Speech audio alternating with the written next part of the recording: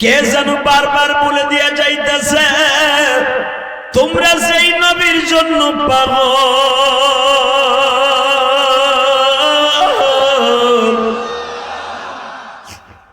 তোমার নবী আজকে দুনিয়ায় নাই গো। 3 দিন আগে বিবাহ করছে নবীর প্রিয় সাহাবী হানজালা।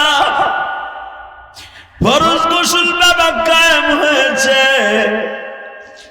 11টার সময় শুনিয়া লাথি দিয়া কম্বলটা ফেলায় দিয়া বিবি বলতেছে, ও আল্লাহর রাসূলের পাগল, অন্তত ফরজ গোসল না করিয়া দাও। ফরজ গোসল কার জন্য করব বিবি?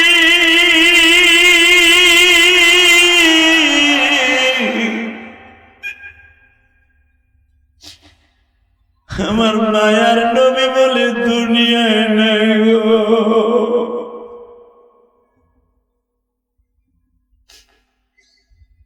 কোন কোন রাওয়ায়াত আছে অর্ধেক ফরজ গোসল করেছিলেন, অর্ধেক শরীরটা ভিজা বাবা। এই ভিজা অর্ধেক শরীর লইয়া কে যেন আবার ডেকে ডেকে বলে, তোমরা ফাতেমারে খবর দাও, নবী আসলে মারা যায় নাই। নবীর যুদ্ধের হেলমেটের রড এখান দিয়ে ঢুকিয়া এখান দিয়ে বের হয়ে গেছে। নবীর ইবনে কুমায়া, উবাইদুল্লাহ ইবনে কুমায়া নবীকে গালের পরে এত জোরে বল্লম দিয়ে আঘাত করছে, নবীর 2টি দাঁত ভেঙে গেছে।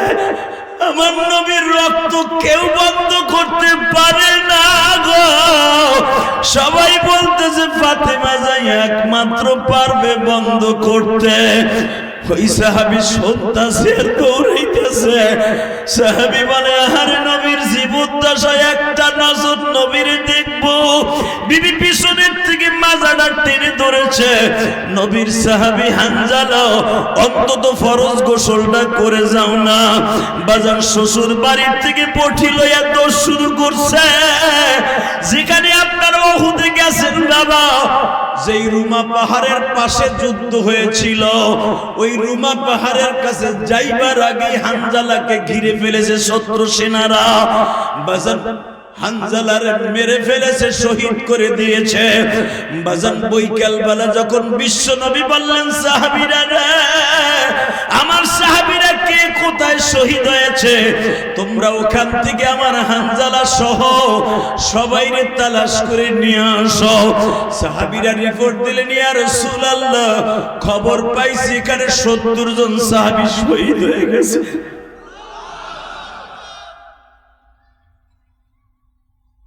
ولا تقولوا لمن يقتل في سبيل الله أموات بل أحياء ولكن لا تشعرون.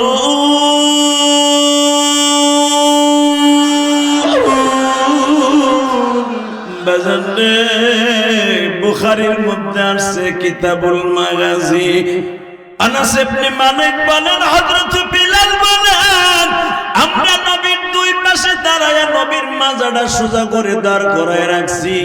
ইন্দিমিন টাইমে নবী বারবার বলতেছে, আমি শুনছি আমার চাচাকে বলে শহীদ করে দিয়েছে। হযরত আলী বারবার বলে, নবী গো, চাচা শুধু আপনার না, আমারও তো চাচা। নবী গো, চাচারে দাফন করে দেই, আপনার দেখলে সহ্য করতে পারবেন না। নবী আমার বলে, আলী রে, আমার মতো ধৈর্যশীল কলিজায় মদিনায় একটাও নাই। আমার চাচারে যে আপনি দেখা যাক, এক নজর দেখা রে আলী।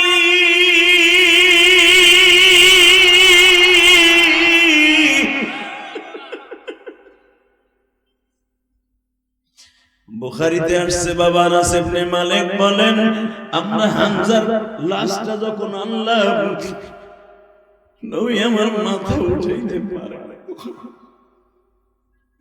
কিন্তু আমার নবী ব্যান্ডেজ করা মাথা লইয়া চাচার এইভাবে বুকের মধ্যে নিয়ে, চাচার ঠোঁটটা শুদ্ধা বাবা থেতলা দিয়েছে পাথর দিয়ে পিটাইয়া, এই দাঁতগুলো ভেঙে দিয়েছে, মাথার সাথে লেগে গেছে।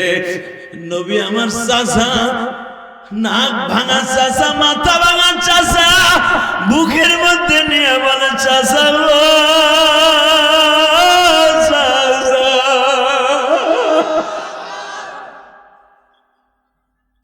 তুমি শুধু আমার চাচা না, তুমি আমার দুধ ভাই। কারণ আবু লাহাবের একটা বান্দি ছিল বাবা সুয়াইবা, নবী যেই বান্দির দুধ খাইছে ওই হামজা ওই একই বান্দির দুধ খাইছে।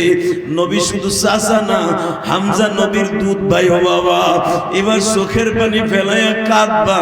আমি জানি নাই মাজমার মধ্যে কার যেন মা নাই গো, কার যেন জনম দুঃখিনী মা। এই গ্রামে যখন স্কুল কলেজের থেকে প্রবাস থেকে বাবা তুমি বিদেশ থেকে আসতা, রাস্তার পাশে একটা মাত্র কাজের বুয়া দাঁড়ায় অপেক্ষা করতো বাবা। এই যে তোমাদের প্রধান অতিথি বলবো আমার মাহারা বাবারা, আগে যখন প্রবাস থেকে আসতো মা লাকেশটা খুলতো আর দুই নয়নে পানি দিয়ে আনন্দ চিত্তে মা কত খুশি হইতো। আজকে লাকেশ নয় ঠিকই দেশে আসে, লাকেশটা দেখার মতো ওই দরদি নাই গো।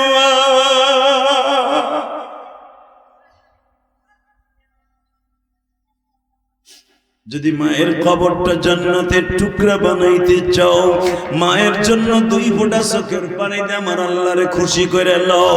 ও বাজার, আমার বিশ্ব নবী চাচারে বুকের মধ্যে নিয়ে বললেন সাহাবীরা, আমার চাচাকে এইভাবে কে মারছে তারে তালাশ করে পাইবেন। আসসালামু আলাইকুম ওয়া রাহমাতুল্লাহি তাআলা ওয়া বারাকাতুহু।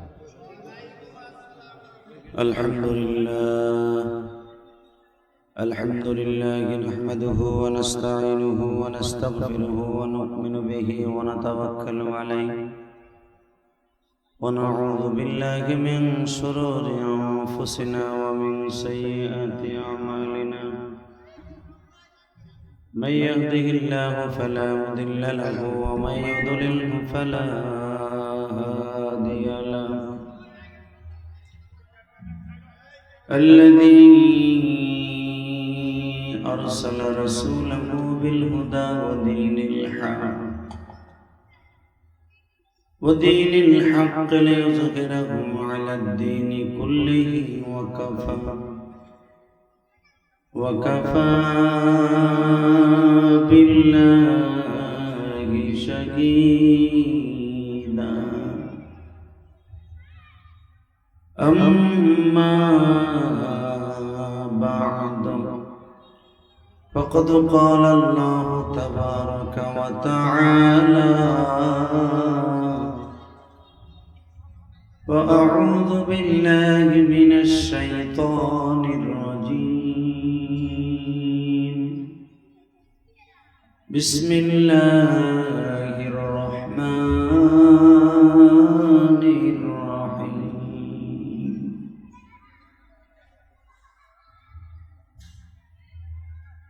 ولا تجعل يدك مغلولة إلى عنقك ولا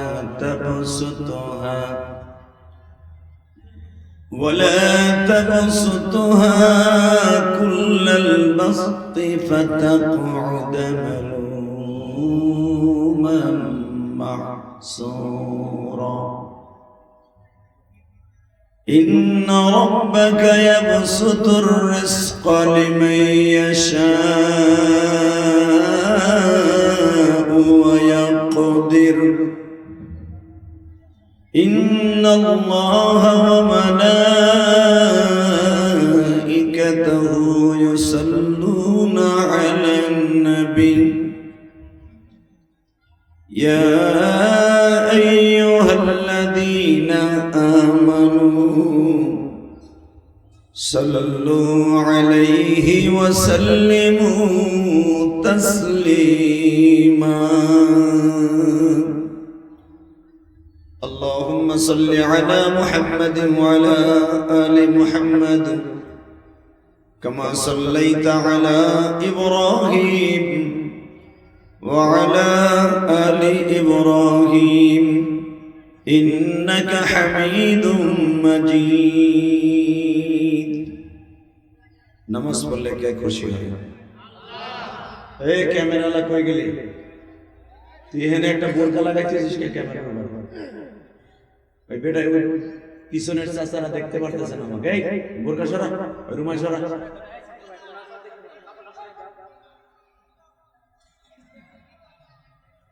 আলহামদুলিল্লাহ বলেন।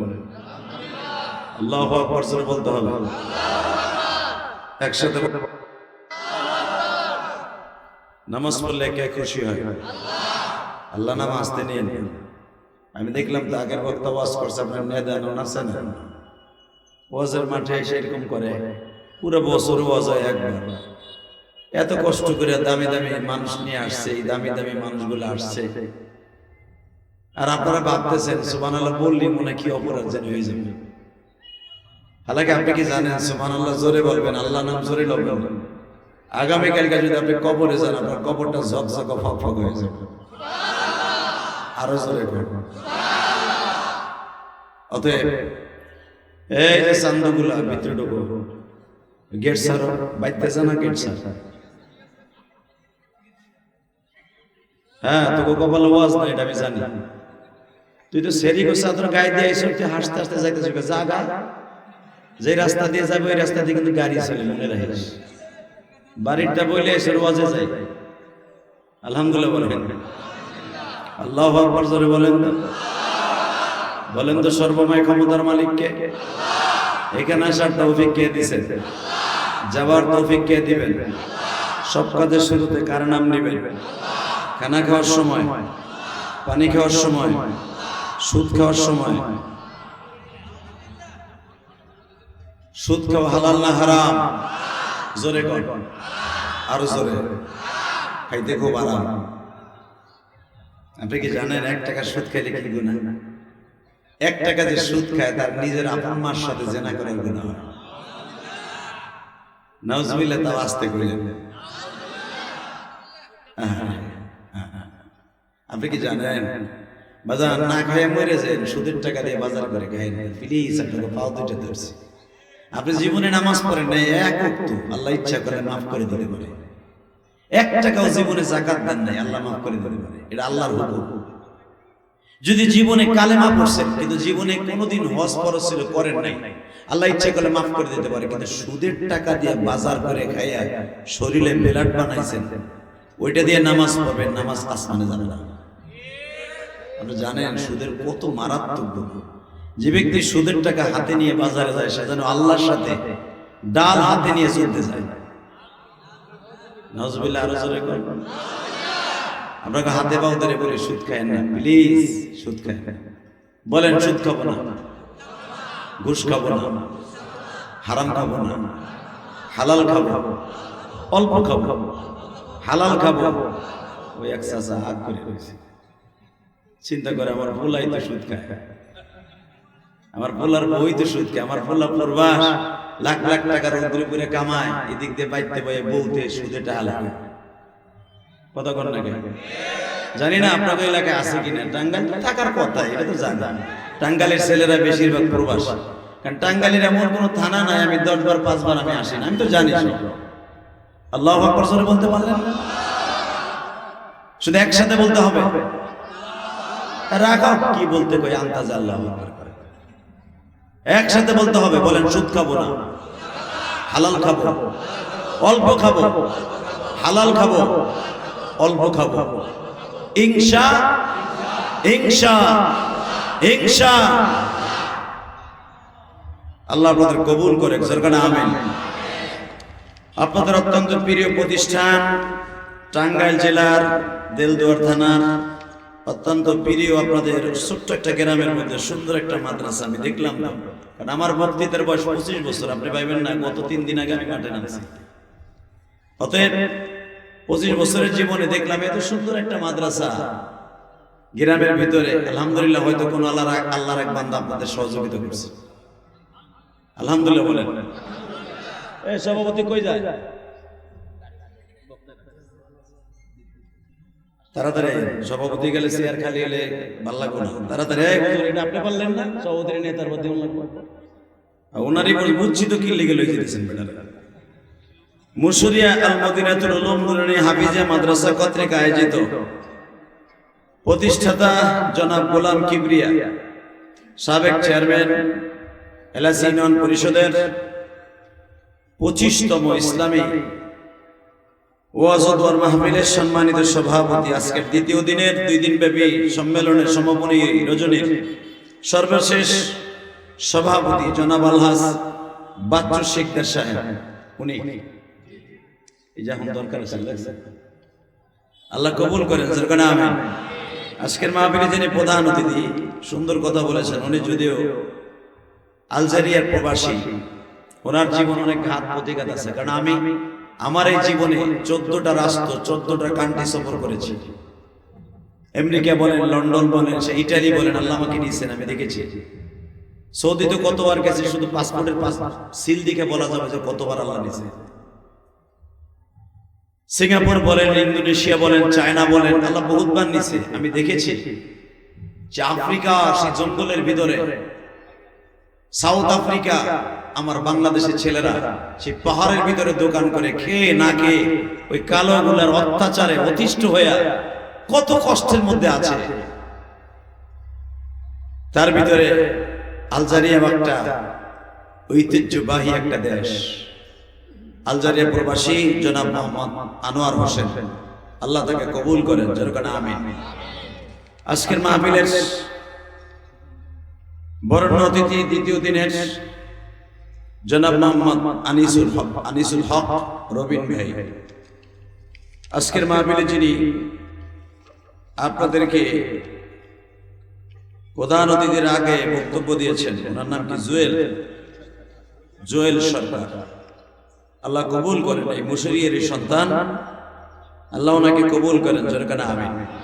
উনি একটা কথা বলেছেন, ওনার কথার দ্বারা একটা জিনিস ভেসে উঠছে, ওনার মনের ভিতরে অনেক কষ্ট।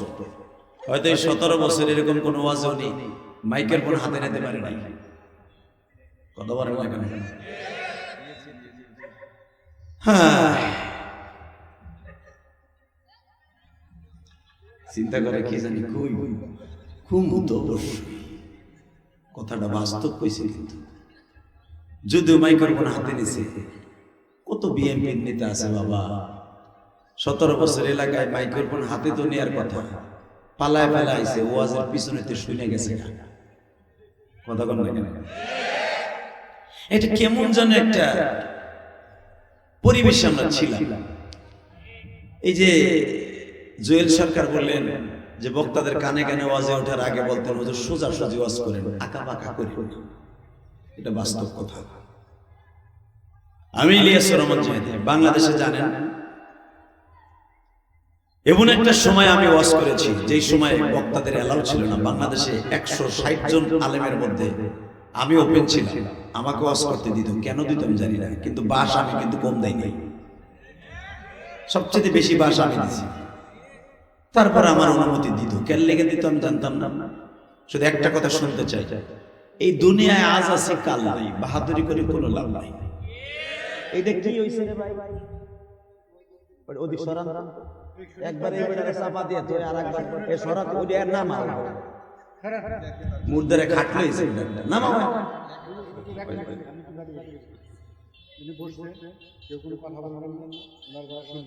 আলহামদুলিল্লাহ, সবাই বসে, আল্লাহ কবুল করেন, যেরকম আমিন। আর বলেন আমিন, বলেন একসাথে। এই দুনিয়া আজ আছে কাল নাই, বাহাদুরি করে কোনো লাভ নাই, ঠিক না বেটা? এই মাদ্রাসার ধরেন 25 বছর ওয়াজ, 25 বছরে যদি 2 দিন ওয়াজ দিয়ে থাকেন, 3 জন করে বক্তা নিয়েছেন, 2 জন যদি 6 জন বক্তা হয়, 6 আপনি 25 দিয়ে গুণ দেন, 150 খালি বক্তাই আসছে। আলহামদুলিল্লাহ বলেন। এই 25 বছরের জীবনে কত কমিটি পরিবর্তন হয়েছে, কত আশা করেছি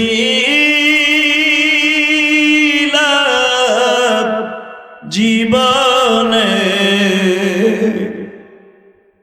আশা লয়া যাব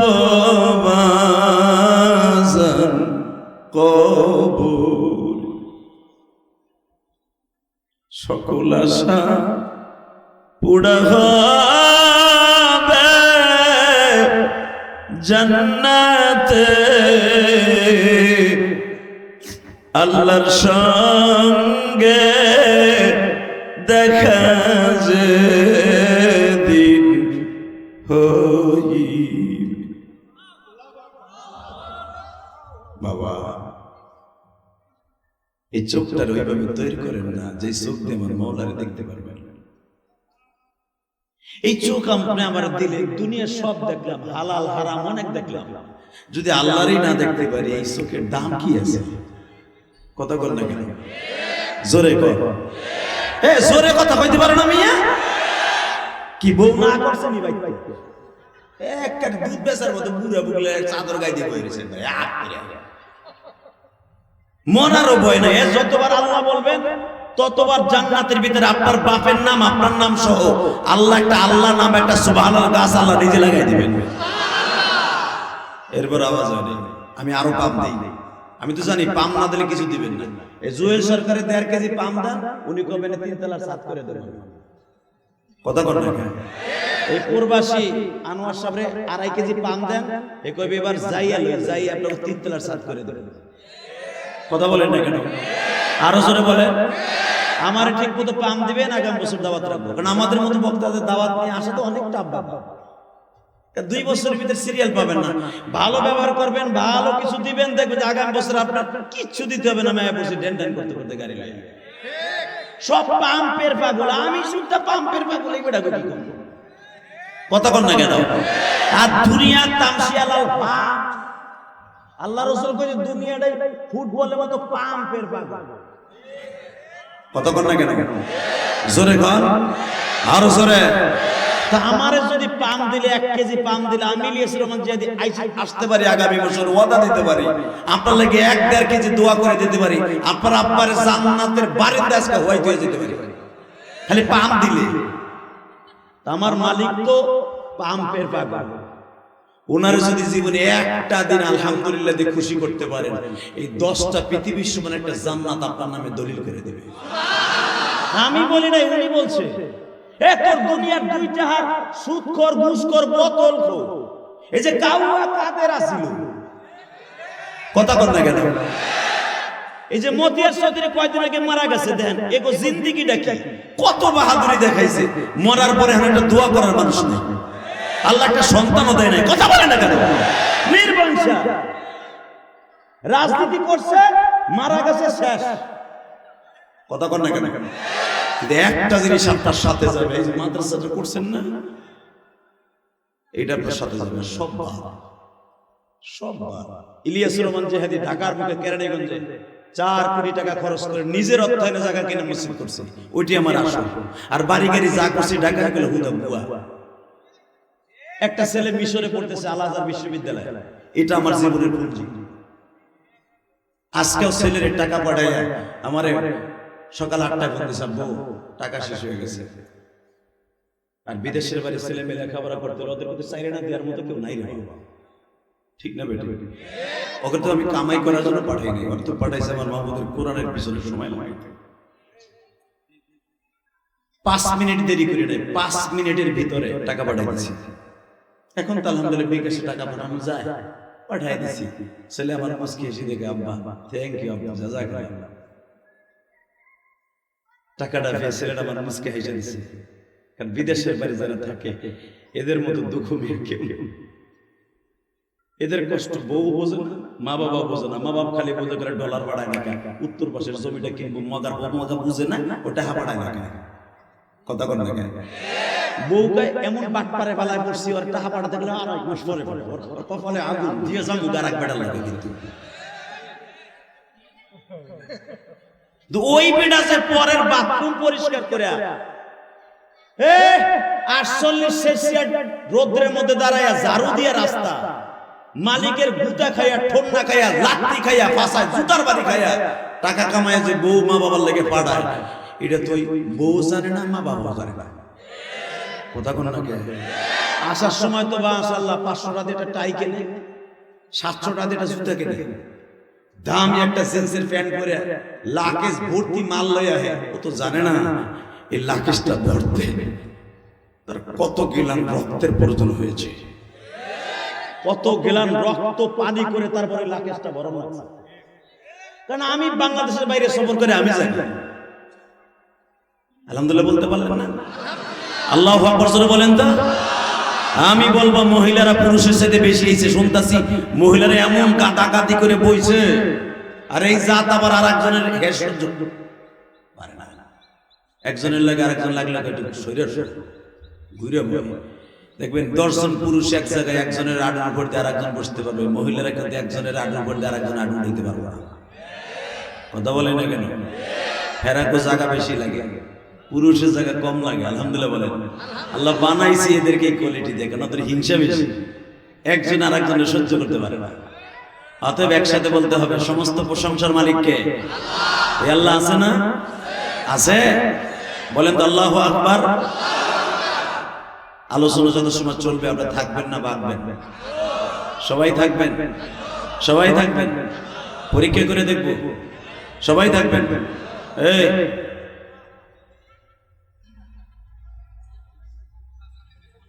তুই বহ হলে আর আবি না।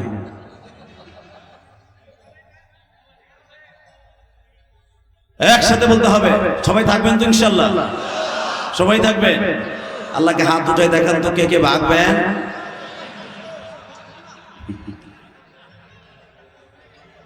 আমি সব বুঝেছি। আপনি জানেন না আজকে আমি কোথা থেকে আসছি?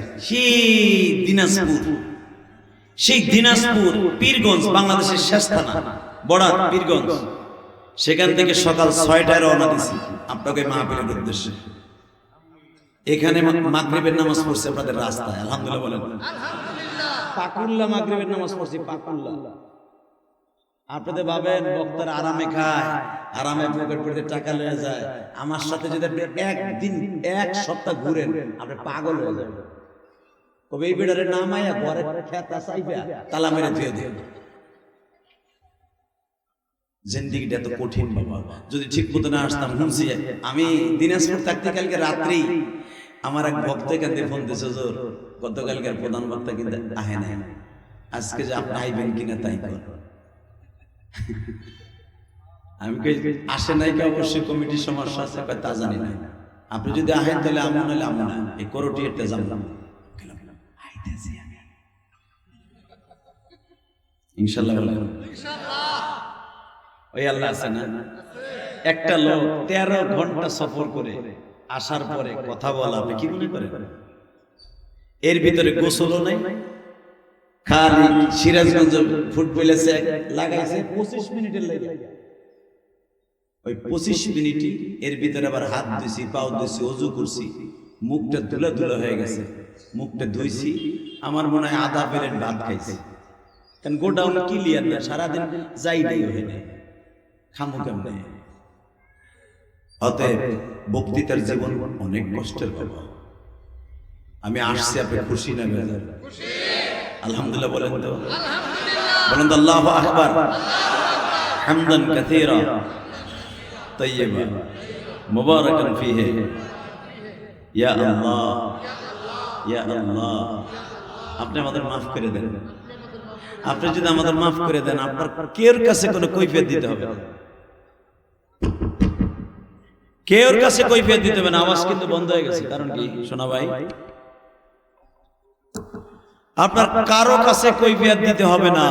মনে হয় আপনার এই বন্ধ হয়ে গেছে, মনিটর বন্ধ হয়েছে। দেখো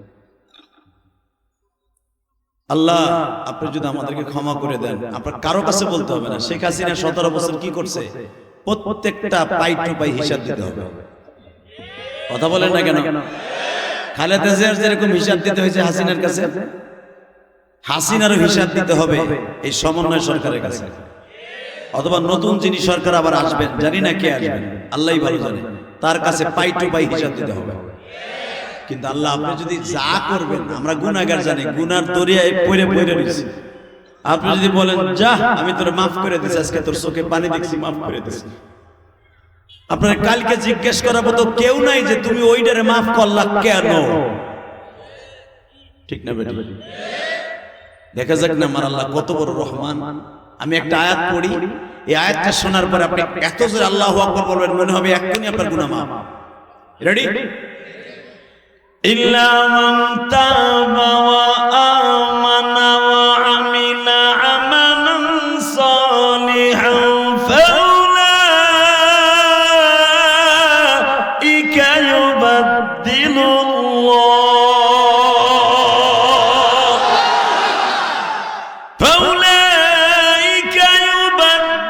ইউবাদদিলুল্লাহু সাইয়্যাতিহিম হাসানাত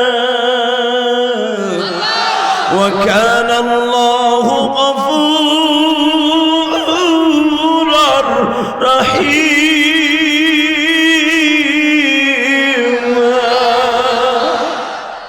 নিজের হাতে বান্দা তুমি বানায়া, আল্লাহ তুমি যদি আমাকে মাফ করে দাও, কেউ তোমার জিগাইব না কি লেগে মাফ করলি। এখানে আমি জানি 60 বছর 70 বছর মাইকের আওয়াজ ঠিক কর তাড়াতাড়ি। আমার গলার আওয়াজ তোমার মাইকে নিয়ে পাচ্ছে না, গলা ব্যথা হয়ে যাবে কিন্তু 5 মিনিট পরে ওয়াজ বন্ধ হয়ে যাবে। তোমার মাইকের কারণে যদি ওয়াজ কম হয়, এই পুরা মাহফিলের দায়িত্ব তোমার নিতে হবে। মাইক ঠিক করো, আল্লাহু আকবার জোরে বলেন। এরা চেষ্টা করেছে ভালো মাইক আনার জন্য, আনেছেও ভালো মাইক, সার্ভিস ভালোভাবে দাও। শুধু একসাথে বলতে হবে, বাজার আমার আল্লাহরে জিজ্ঞেস করার মতো এখানে কেউ নাই। যদি আল্লাহ মাফ করে দেয় কোনো অসুবিধা আছে? হ্যাঁ, মোবাইলের আওয়াজগুলো সবার বন্ধ করতে হবে। শুধু একটা কথা বলতে হবে, আল্লাহ যদি আমাদের আজকে মাফ করে, আমি জানি এখানে অনেক মানুষ আছেন মাও নাই বাবা নাই, আছে না? এখানে এমন লোক আছে তার বাবাই মাদ্রাসার সভাপতি ছিল, অথবা তার বাবাই মাদ্রাসার প্রতিষ্ঠাতা ছিল, আজকে নাই। ডাইনে বাপরে দেহে, সাসারে দেহে, ডাইনে সাসারে দেহে, মামারে দেহে, খালুরে দেহে, যেদিকে তাকায় পড়ার পর দেখে কিন্তু নিজের আপনজন কেউ নেই। মাদ্রাসার বারান্দার কথা হচ্ছে বাচ্চাদের, হুজুরের আওয়াজটা বন্ধ করে দেন, আমার ভাইদের সুন্দর একটা কথা বলার মতো সুযোগ করে দেন। প্রধান অতিথি বলেছে কোনো আওয়াজ করা যাবে না, উনি আমার সম্পর্কে কিছুটা হইলে বুঝে পেরেছে। আউট আওয়াজ আসলে আমি কথা বলতে পারি না। শুধু আপনাদের খেদমত আরজ করো, বাচ্চাদেরকে মারা যাবে না, ওদের বুঝাই আওয়াজটা বন্ধ করে দাও। আল্লাহ, শুধু আপনারা বলবেন আল্লাহর মতো দয়ালু কেউ আছে? আরে মার কাছে যদি অন্যায় করি দাদা ভাই, 6 মাস 1 বছর 10 মাস মায়ের ভাত দেন না, কাপড় দেন না, কোনো একটা দিন যদি ভুলে মাকে একটা বাড়ির সামনে যে ডাক দেন, মা কিন্তু সব ভুলে যায়। আমার মালিক বলে, বান্দা তুই জানোস না আমি তোর কত বড়, তোর বাবার চাইতে দরদি, তোর মার চাইতে দরদি। কোনো একদিন যদি মাগরিবের নামাজ পড়তে যাইয়া ভুলেও যদি আমার ডাক দিয়ে ফেলস, ওয়া কানা আল্লাহু গফুরুর রহিম, আমার মত রহমান কেউ নেই রে বান্দা। আমি নিজেই বলেছি ওয়া কানা আল্লাহু গফুরুর রহিম, আমি এমন মাফ করনে ওয়ালা পৃথিবীর কোনো সরকারও নাই তোকে এইভাবে মাফ করতে পারে। সুবহানাল্লাহ, পৃথিবীর এমন কোনো মা বাপ নাই তোর এইভাবে মাফ করতে পারে। তোর জীবনে যত গুনাহ করবি, দেখ আমি কি করি, ইবাদদিলুল্লাহু সাইয়্যাতিম হাসানা। তোর জীবনে যত 1000 টন গুনাহ করছ, ওই গুনাহগুলো maaf করে দিয়া তোর ওই জায়গাটাকে আমি ফিল আপ করব নেকের দ্বারা। সুবহানাল্লাহ, ইবাদদিলুল্লাহু সাইয়্যাতিম হাসানা, গুনার জায়গায় আমি নেক দিয়া ভরপুর করে দেব, যা দুনিয়ার কোন সরকার, দুনিয়ার কোন মা বাপ করবে না। কথা ঠিক না বেঠিক? তা আমার নাম হলো ওয়া কানা আল্লাহু গফুরুর রহিম, আমার নামে এত একজন গফফার। ওই আল্লাহকে একটা ডাক দিবেন, বলেন আল্লাহু আকবার, আরো জোরে বলেন এবার দেখা যাবে, এইবার দেখা যাবে। শুধু আমার দিক তাকাবেন, কোন দিকে ঘাটটা ঘুরাবেন না। হে দাদা ভাই, মুসা আলাইহিস সালাতু ওয়াস সালাম বৃষ্টির জন্য দোয়া করতেছে। বৃষ্টি, এই আয়াতের তাফসীরে দেখবেন একটা ঘটনা বিশ্ব নবীর কাছে জিবরাইল বর্ণনা করতেছে। মুসা আলাইহিস সালাম দোয়া করতেছে 3 মাস 6 মাস। সৌদি আরবে যদি আপনার একাধারে 3 মাস বৃষ্টি না হয়, সৌদি আরবের জমিন এত পরিমাণ রৌদ্র, মানুষ দাপাইয়া উট ভেড়া বকরি কথা বলেন না কেন? সৌদি আরবের জমিন এত শুষ্ক আবহাওয়া, এই জন্য সৌদি আরব মাঝে মাঝে বৃষ্টি হয়, শীতের কালে বৃষ্টি হয়। এই মুসলমান, তো মুসা পয়গম্বরের ওই জামানাতে আজ থেকে প্রায় 5,500 বছর আগের কথা। আল্লাহর পয়গম্বর মুসা তখন ইলেকট্রিসিটি নাই, বৃষ্টিতে জানোয়ারগুলা, পাখিগুলা, পশু পাখিগুলা দাপায় দাপায় মারা যাচ্ছে। মুসা পয়গম্বর আল্লাহর কাছে দোয়া করে, আল্লাহ তোমার কি রহমতের দরজাটা খুলে দিতে পারো না? একটু বৃষ্টির ব্যবস্থা করে দেও না আল্লাহ। আমাকে বাংলাদেশেও কিন্তু এই বছরে বৃষ্টির নামাজ পড়া হয়েছে, পড়ছে না? প্রত্যেকটা জেলায় জেলায় নামাজ পড়া হয়েছে বৃষ্টির জন্য। তা আমাদের দেশ শুষ্ক আবহাওয়া, নদী আছে, নালা আছে, টিউবওয়েল চাপ দিলে পানি পড়ে। সৌদি আরবের জমিনে টিউবওয়েল চাপ দিলে কেরোসিন পেট্রোল পড়ে। তো বুঝলাম ওই দেশে বৃষ্টি না হলে কি অবস্থা হইতে হয়ে যাবে না? বাসন্নে আল্লাহর পয়গম্বর মুসা 5,500 বছর আগে, বলেন তো আল্লাহু আকবার।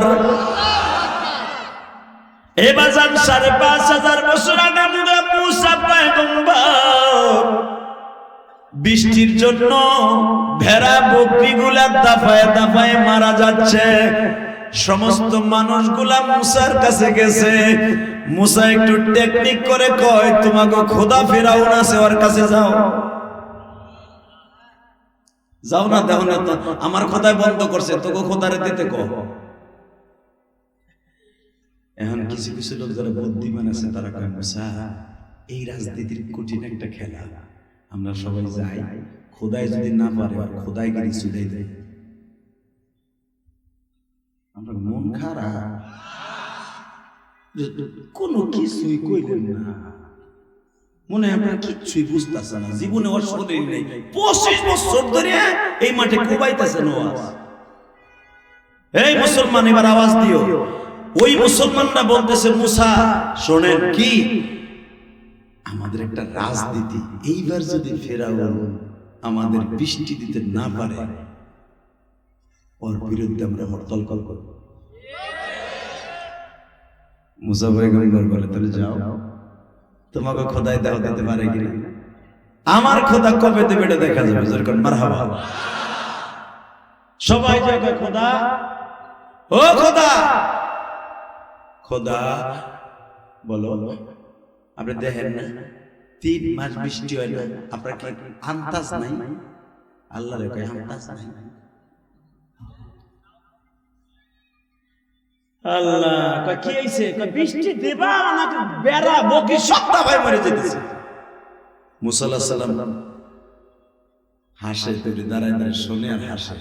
ফেরাউন কয়, শোন, কি আগামীকালকে সকালে আসিস, দেখি বৃষ্টির ব্যবস্থা করবো না, যেতে পারি আল্লাহ তার মানে।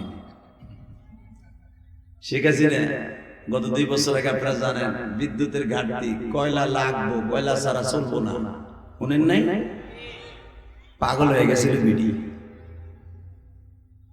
এই মুসলমানের পোলা, একটা দেশের সরকার, ছোট্ট একটা দেশের সরকার, সে যদি কয়লার জন্য পাগল হয়ে যেতে পারে, ঋণ ফিন করে এর যদি বিদ্যুতের ব্যবস্থা করতে পারে, আরে মিয়া জনগণের মায় দুনিয়ার বাইরে।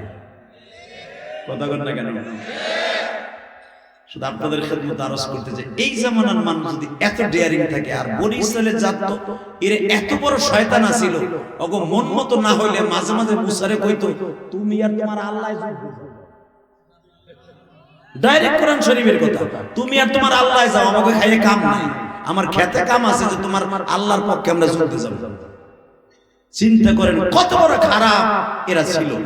আল্লাহ কোরআনে বলে, সবাই যখন কয় পানি কালকে সকালে এসে দেখি কি করা যায়। আল্লাহু আকবার।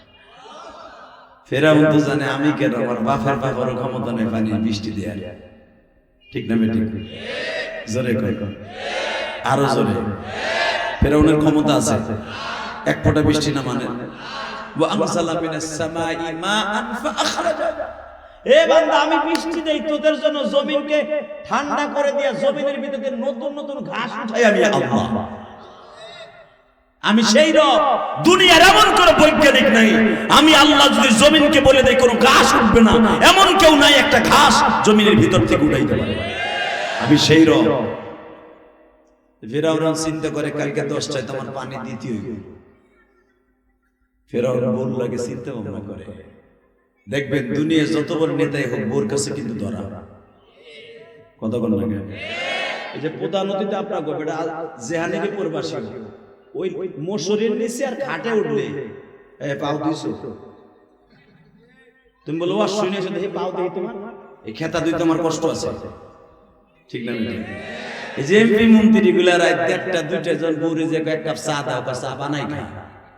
আমি তো চাকরা নেই না, কথা বলেন না কেন? আরে চাচা আপনি আরামে আছেন। এই যে রাত 2টা 3টার সময় চাষির যদি এক খিলি পাম দেয় দিচ্ছি একটু সবর করো বলেন না বাবা দিচ্ছি। আর যত বড় লোক দেখবেন একটা বুড় হাতের পাক খাইতে পারে না, কাজের বুয়ার হাতের পাক খায়। অনেক আরামে আছেন আপনারা, অনেক আরামে আছেন গ্রামের আমার বাবারা। আল্লাহ ফিরাউন এখন বউর সাথে পরামর্শ করে, বউরে কি করা যায় কত, আমি যদি কালকে পানি না দিতে পারি আমার তো খোদাইগিরি শেষ। এখন একটা কথা কম জীবনে আপনার কোনদিন শোনেন নাই, কথাটা বলার পরে এত জোরে আওয়াজ দিবেন আপনার জীবনে কোনদিন এই 25 বছর আওয়াজ দেন নাই। Ready ready? আল্লাহ খুশি আমিও খুশি। হ্যাঁ, ফেরাউন এত বড় খোদাই দাবি করছে, এত বড় বদমাশ। এই বদমাশ কিন্তু সব পুরুষ না,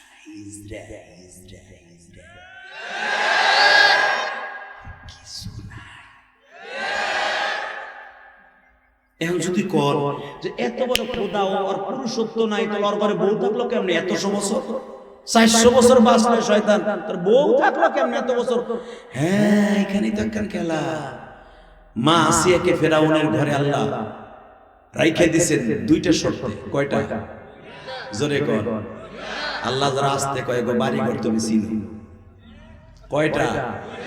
আমার বাপের কথা না, আমি গোপালগঞ্জে বানাইলো এই নাই, ডাইরেক্ট আমি কেরানীগঞ্জে বানাইলো এই নাই, ডাইরেক্ট কোরআনের কথা। 2টা কারণে মা আসিয়াকে আল্লাহ ফেরাউনের ঘর করাইছে। 2টা। কয়টা? জোরে কর। ও চাচা, যদি চাচি বাসের ঘরে দেখতো আপনি হিজলা, তোমার বউ ওই রাত্রি দৌড় মারতো কোনা কাঁচি দিয়া। কথা বল না কেন? এই বিডি কেন ওই শয়তানের ঘর করছে জানেন? এটা 2টা কারণে। 1 নাম্বার কারণ আল্লাহ আসিয়াকে বিয়ের আগে বলে দিয়েছে, আসিয়া ও আমার মুসারে মারার জন্য ইউযাববিহুনা আবনাআকুম ওয়া ইস্তাহয়ুনা নিসাআকুম। সূরা বাকারার মধ্যে আল্লাহ বলেন ওই জামানায় এক মুসাকে তালাশ করে মারতে যায় 1,30,000 বাচ্চা পেট কেটে মারছিল শয়তান। মুসারও মারার লাগে, শুধু মুসারে মারার লাগে ক্ষমতার জন্য। কথা বল না কেন? বিগত সরকারের আমলেও ক্ষমতায় থাকার জন্য কম চেষ্টা করে নাই। আলেমদেরকে গরম গরম ডিম দিছে, আয়না ঘরে নিয়ে এত পরিমাণ টর্চারিং করছে, এত মারছে, এত ধরছে, এত কিছু করছে। এরপরও যে আল্লাহ আছে এইটা বুঝাই দিছে 45 মিনিটে। উনি আছে এটা বুঝাই দিছে। কথা বলেন না কেন? আরো জোরে বলেন। এই মুসলমানের পোলা, ফেরাউন ক্ষমতায় থাকার জন্য বহুত চেষ্টা করছে, বহুত। মুসারে মারতে যায় 1,30,000 বাচ্চা হত্যা করলো, তার মারে সহ মারলো। আমার আল্লাহ বলেন আসিয়া রে তুই ফেরাউনের ঘর করবি একটা শর্তে, আমি তোর কোলেই মুসারে পাব। তুই এক নবীর মা হবি আর এক নবীর বউ হবি। ক এক নবীর মা হবি আর এক নবীর বউ হবি, এইটা নেবি ফেরাউনের ঘরে থাইকা না? ভালো একটা সব পুরুষ দেব, দুনিয়া শান্তি করবে। মা আসিয়া বলে নবীর মা হওয়ার চাইতে নবীর স্ত্রী হওয়ার চাইতে দামি পৃথিবীতে আর কি হতে পারে? যদি আওয়াজ না দেন না ঠিক আমি যাবো, আমার ওয়াজ কিন্তু বেড়ে 1 ঘন্টার কাছাকাছি হয়ে গেছে। এবার আওয়াজ হবে, আপনার জীবনে আওয়াজ দেন নাই। আসিয়া বললেন আমি হিজলা থাকা সত্ত্বেও ফেরাউনের ঘরকে করতে বাধ্য আছি। বাসর ঘর থেকে নিয়ে মরার আগ পর্যন্ত ফেরাউন কোনোদিন মা আসিয়ার কাছে যেতে পারে নাই। ওই আশায় বুক বেঁধেছিল আমি বাসর করব জান্নাতে। কারণ এখন আমি বলবো এই মা আসিয়া কেন আমরা বলি আসিয়ার সাথে, আসিয়া যেই জামানায় আসছে মুসার জামানা থেকে আমার নবীর ডিফারেন্স ডিসটেন্স হলো 3,500 বছর। 3,500 বছর আগে আল্লাহ বলছিলেন আসিয়া পৃথিবীর শ্রেষ্ঠ মহামানব নবী মুহাম্মাদের সাথে কিয়ামতের মাঠে তোর বিয়ে হইবে। কিয়ামতের মাঠে আমার আল্লাহ আমার নবীর সাথে 4টা মেয়ের বিয়ে দিবে। 1 নম্বরে মারিয়াম। আমি এক একজনের নাম বলবো, আপনি আল্লাহু আকবার বলবেন, ওই বিয়ের বরযাত্রী আপনি খেতে পারবেন ইনশাআল্লাহ। আমি ইলিয়াস রহমান জিহাদি বলে গেলাম, খুশির আনন্দে আমার আব্বা জানের বিয়া, আমার নবী আমার আব্বা। বলেন, এক নম্বরে মা মারিয়ামের সাথে আমার আল্লাহ আমার নবীর বিয়ে দিবেন, দুই নম্বরে মা আসিয়ার সাথে বিয়ে দিবেন। ওই বিয়ার বরযাত্রী আমরা। আল্লাহ বলবে আন-নিকাহু ইয়ানাকিদু বিল ইজাবি ওয়াল কবুল। আমি আল্লাহ সারা দুনিয়ার কাজী মাস্টার বিয়ে পড়াইছি, আমি আল্লাহ বিয়ে পড়াবো। তখন আমার আব্বার বিয়ে খাবো, তখন ভাল লাগবে না খারাপ লাগবে? চাচা এই যে টুকটুকি বয়ে রয়েছে, কেমন আনন্দ লাগবে। ওই বিয়ের বরযাত্রী যারাই হবে, মা মারিয়ামকে মা আসিয়াকে সেদিন দেখতে পারবেন, সেদিন বলবেন আপনি না হলে মুসা দুনিয়া বেঁচে থাকতে পারতেন না। বাজান এবার দিলটা নরম করে চোখের পানি ছেড়ে দিবেন গো বাবা। আমার বাজানের বানানো কথা নয় গো বাবা,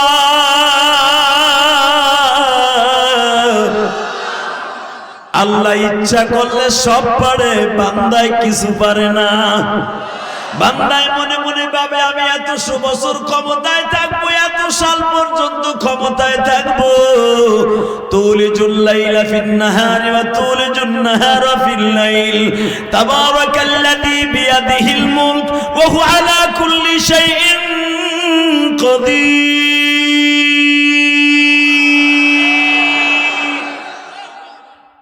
তুই ক্ষমতা থাকতে চাস, ক্ষমতা দেওয়ার মালিক তো আমি। কথা কর না কেন? তুই জানোস না তোর 2 দিনের লেগে জিম্মাদারি দিছিলাম, আসলে তো তোর আমি দেই নাই। তাবারাকাল্লাযী বিয়াদিহিল মুলক, আরে সারা পৃথিবী তো আমার হাতের মুঠোর মধ্যে। তাই তুই 2 দিন ক্ষমতা পাইয়া মানুষের মানুষই মনে করছ না। কথা বলেন না কেন? আমি দেই, আমি লাত্তি দেই না। কষ্ট হইতেছে আর মাত্র 5 মিনিট কথা বল না। আপনাকে বাপ বেশি ভালো না। যদি আপনাকে ভাব ভালো থাকে, আমার সময় পারবো আনলিমিটেড। 13 ঘন্টা সবর করেছি, তাতে কি হয়েছে? এই সেটটা 26 বছর ধরে চলছে। এই কন্ট্রোলটা আমার আল্লাহর দেয়া দামি জিনিস, এটার কোনো পরিবর্তন নেই। উনি এইভাবেই চালাইতেছে। আল্লাহু আকবার জোরে বলতে পারলেন? শুধু আপনাদের খেদমত আরজ করবে, এই দুনিয়া থাকার জায়গা না। ওয়াজের মাজমুন বুঝেন, এই দুনিয়া আজ আছে কাল নাই, বাহাদুরি করে কোনো লাভ নাই। হ্যাঁ, টাকা নেই, বাহাদুরি বহুত করছিল ফেরাউন, ঠিক না বেটি? টাকা নেই।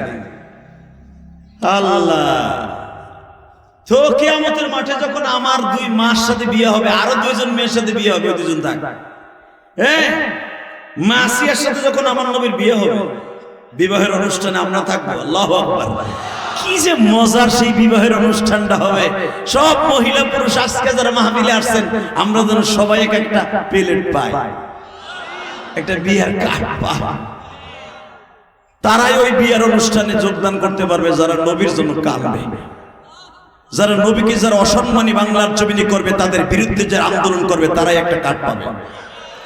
আজকে ভারত সরকার, এই আকাডা মোদি, তোমার দেশে একজন ব্রাহ্মণ, আমার দেশের একজন ব্রাহ্মণ পুরোহিত আমার বিশ্ব নবীকে বলেছে নবী মুহাম্মদ হলো চরিত্রহীন। এই জন্য নবী মুহাম্মদ 11টা বিবাহ করেছে। তোমাদের ধর্ম নিয়ে আমরা কখনো এই গ্রামটা শুনতে পাইলাম 100 মুসলমান। এই গ্রাম থেকে আওয়াজ তুলতে হবে, বাংলাদেশের কোন গ্রাম নয় 100 মুসলমান নাই। খুব আনন্দ লাগলো, এই 100 মুসলমান এই টাঙ্গাইল দেলদুয়ার থানায় বসে আওয়াজ দিবা।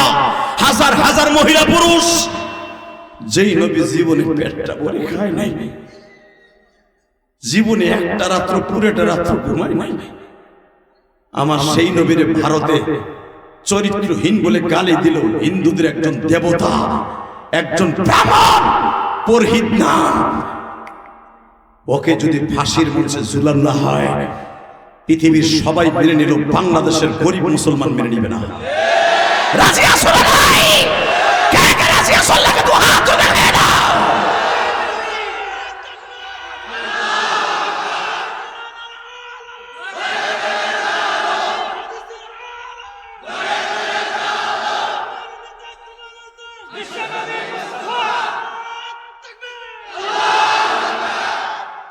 আল্লাহ আওয়াজগুলোকে কবুল করেন। যারা তাকবীরের সাথে আওয়াজ দিচ্ছেন না এর একটা কাট পাবে। আপনি জানেন আমার নবীর জন্য সাহাবা একরাম হাসতে হাসতে জীবন দিয়েছে। আল্লাহু আকবার বলতে পারলাম। এমনকি আমার নবীর জন্য ঘরে বউ রেখে 3 দিনের মাথায় গলাটা কাটায় দিয়েছে। আবার আগের বক্তা সাহাবীর নাম নিছে না, ওই দুজন কই যায়? সাকাবার যা। আল্লাহ কবুল করুক। আমিন। যায় আজকের জিন্দেগিটা খুব সুন্দর হয়ে যাবে আলহামদুলিল্লাহ বলেন তো। 3 দিন বিয়ে করছে, 3 দিন বিয়ে করার মাথায় এই সাহাবীকে নবী নিজে বিয়ে পড়াইছে। নবী বিয়ে করে বলছে, দেখো এই যুদ্ধে অনেক সাহাবী যাবে, তোমার যেতে হবে না, শ্বশুর বাড়ির সময় লাগাবে। বলেন তো আল্লাহু আকবার। বউ লয়ে ঘুমায় রইছে, সকালবেলা রাত্রেও ফরজ গোসল হয়েছে, স্ত্রীকে নিয়ে গোসল করে ফজর নামাজ পড়ছে, পড়ার পর স্ত্রীকে নতুন বউরে আবার ঘুমাইছে, ঘুমানোর পরে ফজরের পরে আবার শরীর নাপাক হয়েছে। যারা বিবাহ করছেন বালেক পুরুষ আছেন বুঝতে পারছেন, বিবিকে নিয়ে ফজর নামাজ পড়ার পরে ঘুমাইতে যায়া শরীর নাপাক হওয়ার পরে ফরজ গোসল হয়েছে। ইন দি মিন টাইমে বেলা 11টা পর্যন্ত বিবিকে নিয়ে ঘুমাচ্ছে, হঠাৎ করে কানে খবর আসছে কে যেন মদিনার অলিগলি দিয়ে ঘুরে ঘুরে বনি সাইদা, বনি সাকিম, আওস, খাজরাজ এই বংশের অলিগলি দিয়ে খেজুরের বাগানের ভিতর দিয়ে এলান করে যাচ্ছে, তোমরা কোথায় কি আছো জানি না, তোমরা যার জন্য বেঁচে আছো মদিনার গভর্নর প্রেসিডেন্ট নবী মুহাম্মদকে কাফেররা মাইরা ফেলেছে। বাজানরে আপনারা জানেন এই জামার মাথায় যে চুল দেখছেন বাবা, এই চুলগুলা কিন্তু আমি মক্কার থেকে কেটে আসছি, শুধু 2 পাশে বাবা সাইজ করছি। আমার মাথার চুলটা কিন্তু এখনো মক্কার থেকে রেখে আসা। বাজানরে আমি যখন গত মাসের 27 তারিখ উহুদ পাহাড়ের থেকে বাবা মদিনার থেকে 27 তারিখ আসতেছিলাম, এমন কোন হাসি নাই গো বাবা উহুদের পাশে গেছে কান্দে না। কে যেন বারবার বলে দিয়া যাইতেছে তোমরা সেই নবীর জন্য পাগল,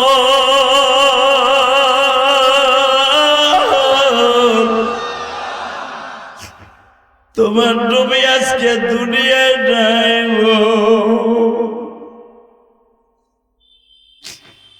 3 দিন আগে বিবাহ করছে নবীর প্রিয় সাহাবী হানজালা, ফরজ গোসল বাবা কায়েম হয়েছে। 11টার সময় শুনিয়া লাথি দিয়া কম্বলটা ফেলায় দিয়া বিবি বলতেছে ও আল্লাহর রাসূলের পাগল, অন্তত ফরজ গোসলটা করিয়ে দাও। ফরজ গোসল কার জন্য করব বিবি?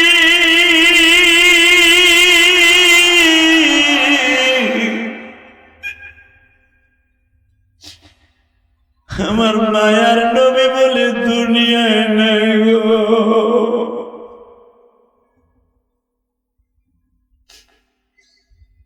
কোন কোন রাওয়ায়াত আছে অর্ধেক ফরজ গোসল করেছিলেন, অর্ধেক শরীরটা ভিজা বাবা।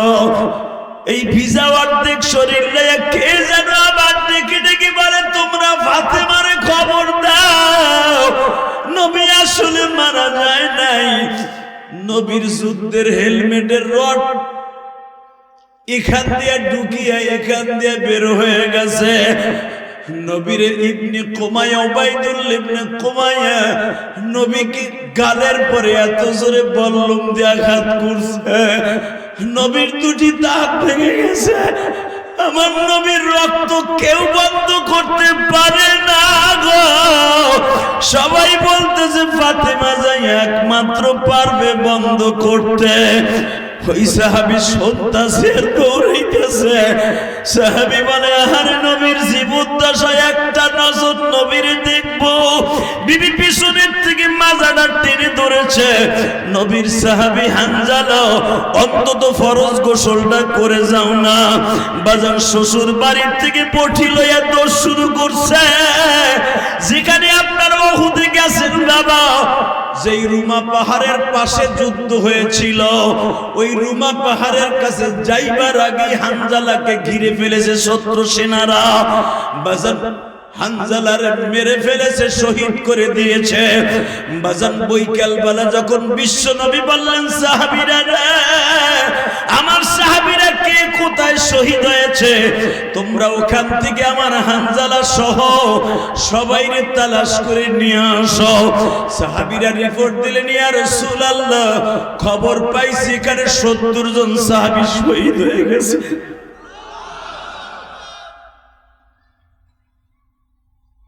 ولا تقولوا لمن يقتل في سبيل الله أموات بل أحياء ولكن لا تشعرون।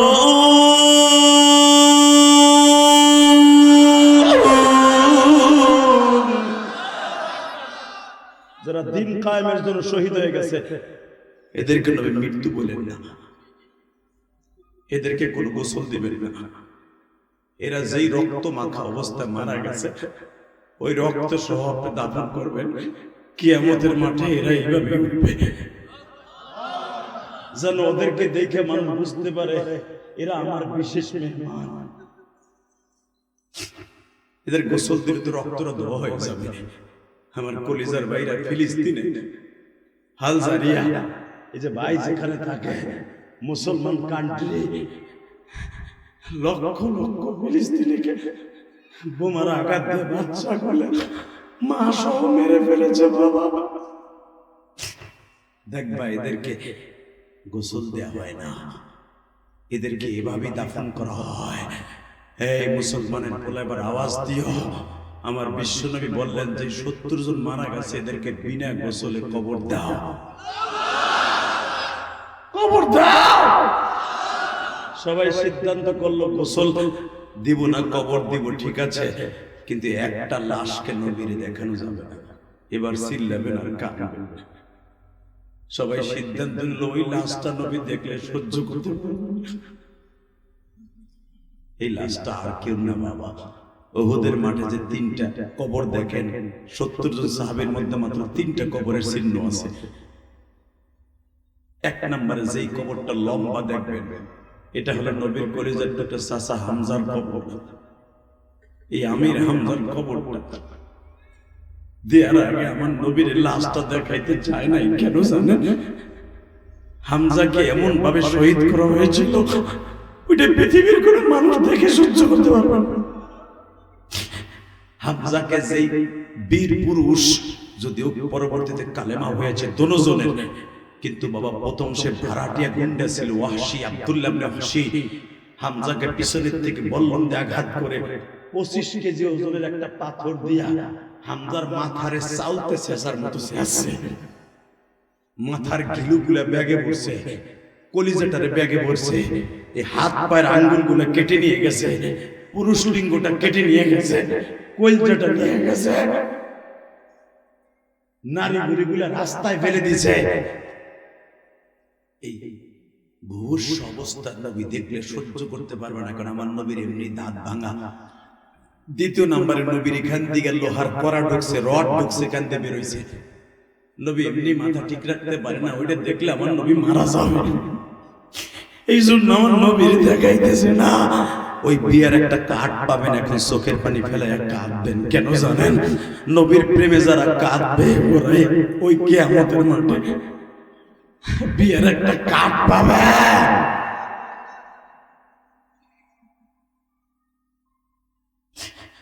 বাজারে বুখারীর মধ্যে আছে কিতাবুল মাগাজি, আনাস ইবনে মালিক বলেন, হযরত বিলাল বলেন, আমরা নবীর দুই পাশে দাঁড়ায়া নবীর মাজাটা সোজা করে দাঁড় করায় রাখছি। ইন দি মিন টাইমে নবী বারবার বলতেছে, আমি শুনছি আমার চাচাকে বলে শহীদ করে দিয়েছে। হযরত আলী বারবার বলে, নবী গো, চাচা শুধু আপনার না, আমারও তো চাচা। নবী গো, চাচারে দাফন করে দেই, আপনার দেখলে সহ্য করতে পারবেন না। নবী আমার বলে, আলী রে, আমার মতো ধৈর্যশীল কলিজায় মদিনায় একটাও নাই। আমার চাচারে যেমনি দেখা যাক এক নজর দেখারে আলী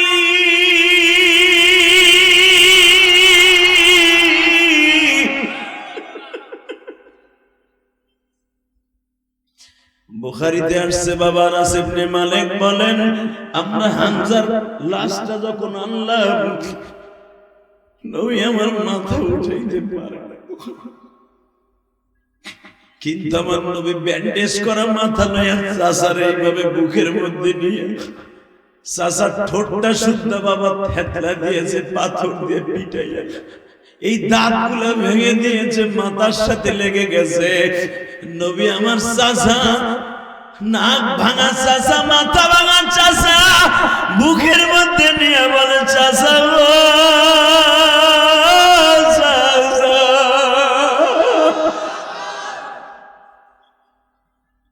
তুমি শুধু আমার চাচা না তুমি আমার দুধ ভাই কারণ আবু লাহাবের একটা বান্দি ছিল বাবা সুয়াইবা নবী যেই বান্দির দুধ খাইছে ওই হামজা ওই একই বান্দির দুধ খাইছে নবী শুধু চাচা না হামজা নবীর দুধ ভাই ও বাবা এবার চোখের পানি ফেলাইয়া কাঁদবা আমি জানি নাই মাজমার মধ্যে কার জানো মা নাই গো কার জানো জনম দুঃখিনী মা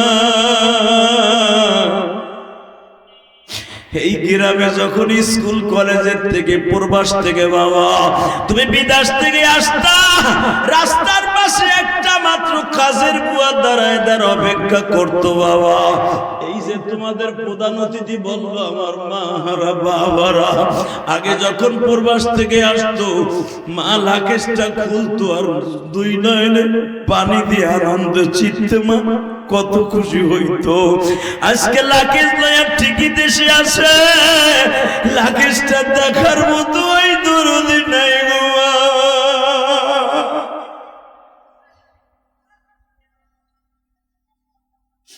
যদি মায়ের কবরটা জান্নাতের টুকরা বানাইতে চাও মায়ের জন্য 2 ফোঁটা চোখের পানি দিয়ে আমার আল্লাহরে খুশি করে লও ও বাজার আমার বিশ্ব নবী চাচারে বুকের মধ্যে নিয়ে বললেন সাহাবীরা আমার চাচাকে এইভাবে কে মারছে তারে তালাশ করে পাইবেন নবী শত্রু সেনারা মারছে কে মারছে তা তো জানি না তবে শুনছি এর নাইজেরিয়া থেকে ভাড়া করে আনা হয়েছিল ওর নাম আব্দুল্লাহ ইবনে ওয়াহশী নবী বলেন চাচা তুমি জান্নাতের পাখা আল্লাহ লাগাই দেবে তুমি আরামে ঘুরে ঘুরে উড়ে উড়ে বেড়াবা আর আমার উম্মতের সালামটা আল্লাহর কাছে পৌঁছাই দিবা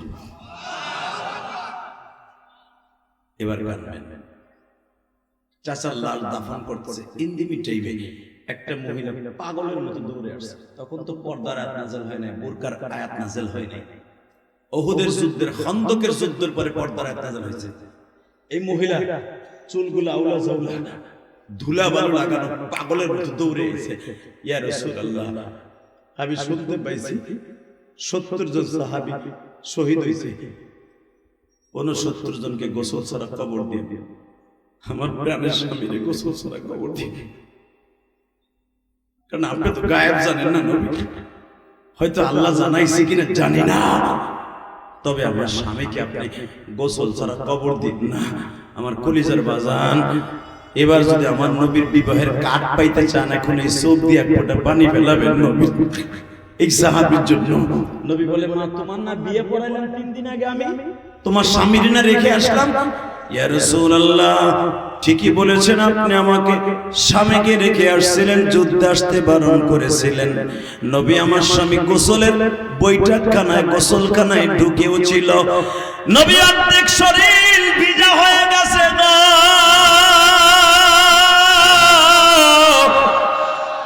কে জানো ডেকে ডেকে বলে তোমরা কে কোথায় আছো এতিম নবী নাই গো ধরাই এতিম নবী নাই গো ধরাই কার লেগে বেঁচে থাকবে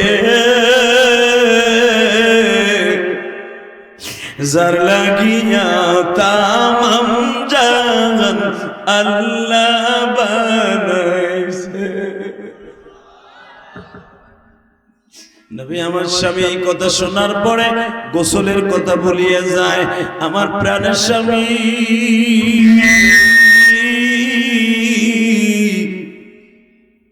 গোসলের কথা ভুলে যাওয়ার কারণে আমি স্বামীর মাথাটা শক্ত করে ধরছিলাম। নবী আমারে ধাক্কা মেরে ফেলে বলেছিল, বিবি রে আমি কার জন্য গোসল করব? আমার এতিম নবী বলে দুনিয়ায় নাই। দেখা হবে কিয়ামতের মাঠে। নবী আমি অনেক জায়গায় করছি, আমরা 700 সাহাবী নিয়ে আসছিলেন, তার ভিতরে আমি দেখতেছি 630 জন বেঁচে আছে, অবশ্য 70 জন মারা গেছে। হুজুর এই 670 জনের ভিতরে আমার স্বামী নাই, 70 জন যারা মারা গেছে এদের মধ্যেও নাই। 630 জনের মধ্যেও দেখি না, 70 জন শহীদ আছে তাদের মধ্যেও দেখি না। অবশ্যই আমার স্বামী শহীদ হয়ে গেছে। নবী গো আমার স্বামী নামাজ তারে গোসল ছাড়া কবর দিয়ে দিল। আমার নবী বললেন, সাহাবীরা আমার হানজালার লাশ তালাশ করে বের কর। এবার আওয়াজ দিয়ে যে হানজালার কবরটা আপনারা উহুদের মাঠে দেখেন, কিয়ামতের মাঠে হানজালাও থাকবে ওই বিয়ের মর্যাদা। ওই বিয়ের কার্ড বিতরণ করবে হানজালা। আল্লাহু আকবার, আল্লাহু আকবার জোরে বলতে হবে। কারণ হানজালা বিয়ে করার 3 দিন পরে স্ত্রীর সুখ কি এটা পায় নাই। কিয়ামতের মাঠে আল্লাহ 70 জন বিবির সাথে বিয়ে দিয়া হানজালাকে বিবির শখ আল্লাহ মিটাবে। জোরে জোরে জোরে জোরে জোরে জোরে জোরে। যুবক তোর পাও ধরছি, আজকে ময়দানটা ছেড়ে কেউ যাইস না। ইলিয়াস রহমান জিহাদিকে ইচ্ছা করলে আনতে পারবি না। আমাকে আনার জন্য যেই আলেমটা বেশি কষ্ট করেছে, আপনারা তো দাওয়াত দিয়েছেন, টাকা দিয়েছেন, শেষ। আমাকে আনার জন্য প্রস্তুত করার জন্য মাওলানা তোফাজ্জল হোসেন যেই পরিমাণ কষ্ট করেছে, আজকে সারা দিন সে রাত্রে ঘুমাই নাই বিদায় বর্ডারের কাছে মাহফিল ছিল, একটু ঘুমাইছি গাড়ির মধ্যে। সারা রাত আমি ড্রাইভার, আমার খাদেম ঘুমাই নাই, ঘুমাইছি। ওই ফাঁকে বেড়ায় মনে 50টা ফোন দিছে, ওর মাথা ঘিলু হয়ে গেছে। কারণ যে দাওয়াতের মধ্যম থাকে তার অনেক টেনশন থাকে। এই জন্য আমি বলবো মধ্যমই আমাদের মতো বক্তা দাওয়াত দিবেন না। এই মুসলমানের বলা এবার আমি দেখবো কার কার চোখে নবীর ইশকের পানি আছে। আমি কসম করে কোরআন শরীফ হাতে নিয়ে বললাম, যারা নবীর ইশকের আগুন দিয়ে কলিজা পোড়াইয়া চোখ দিয়ে বাইর করে দিবেন, ওই মানুষটা হাসতে হাসতে কবরের নবীর সাথে রওজার সাথে একটা যোগাযোগ হয়ে যাবে। দুনিয়া থাকার জায়গা না বাবা, বাহাদুরি করে কোনো লাভ নাই। একটু কষ্ট করে সাফাসাফি করে দেখেন এক ফোঁটা পানি আসে কি। যারে না বানাইলে আল্লাহ কিচ্ছু বানাইতো না। আজকে সেই মানুষটা বলতেছে, দেখো তো সাহাবীরা, আলী দেখতো আমার হানজালা কই? হানজালা লাশ উহুদের কোথাও নাই। মা তোমার কোথাও ভুল হচ্ছে, তোমার স্বামীকে তো পাওয়া যাচ্ছে না। 630 জনের মধ্যেও নাই, 70 জন 69 জন আছে, 70 জন নাই। হানজালার বিবি বলে, ইয়া রাসূলুল্লাহ আমার বিশ্বাস আমার স্বামী শহীদ হয়ে গেছে, আমার স্বামী কোথাও যায় না, এই মাঠের মধ্যে আছে। বাজানের সাহাবা একরাম খুঁজতে খুঁজতে পরেশান হয়ে গেছে। আমার আল্লাহ দেখলেন এই অসুস্থ শরীর লইয়া সাহাবীরা আর কত তালাশ করবে গো। জিবরাইল যা যা আমার নবীর কানে কানে বলে দে, নবী যেন ৭৫০০ ফিট উঁচা উহুদ পাহাড়ের উপরে তাকায়। আমি আল্লাহ হাজার হাজার ফেরেশতা দিয়ে আমার হানজালার জান্নাতের পানি দিয়া গোসল দিতাছি, আমার হানজালারে গোসল দিতাছি। নবীরে খুঁজতে না কর, নবী আমার উপরের দিক তাকায় দেখে। কারণ যেই পাহাড়ে নবীকে অসুস্থ হওয়ার পরে পাহাড় ফেটে নবীর জায়গা করে দিয়েছে, ওই পাহাড়ের চূড়া ৭৫০০ ফিট উঁচা। ওখানে যখন গোসল দিচ্ছে হাজার হাজার ফেরেশতারা, আমার নবী বলে কেউ যাইস না ওইখানে, আমার হানজালার গোসল হইতেছে, তোরা টেনশন করিস না, আমার হানজালা একটু পরে আসবে। হযরত আলী বলেন, আমরা অপেক্ষায় আছি, দেখি না হানজালাকে কে নামাই দিয়ে যায়। এবার নবীর সামনে থেকে একটু দূরে রুমা পাহাড়ের বাম পাশে ফেরেশতারা হানজালার লাশ নামিয়ে দিয়ে গেল। হযরত আলী বলেন, হানজালাকে সত্যিকারে গোসল দিয়েছে কিনা টেস্ট করার জন্য চুলের মধ্যে হাতটা ঢুকায় দিলাম। বুখারীতে আছে, শহীদের লাশ মাটির জন্য হারাম, জাহান্নামের জন্য হারাম। ওয়ালা তাকুলু লিমান ইউকতালু ফি সাবিলিল্লাহি আমওয়াত। ও নবী, যারা আমার জিহাদে এসে মারা গেছে এদেরকে আপনি কখনো শহীদ বলবেন, মৃত্যু বলবেন না। নবী ইনদা রাব্বিহিম ইরযাকুন, আমি এদের কবরের মধ্যেও জীবিত মানুষের মধ্যে খাবার দিব। শহীদরা মরে না গো নবী,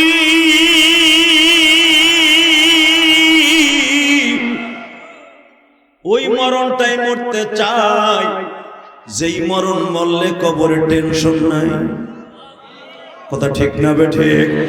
দীপ্তকণ্ঠ আওয়াজ দিতে হবে, টাঙ্গাইলের যুবক হানজালা যদি বিবাহ রেখে, বিবাহর বধূকে রেখে বিশ্বনবীর জন্য জীবন দিতে পারে, এই টাঙ্গাইল তেলদুয়ার থানায় আজকে 19 নভেম্বর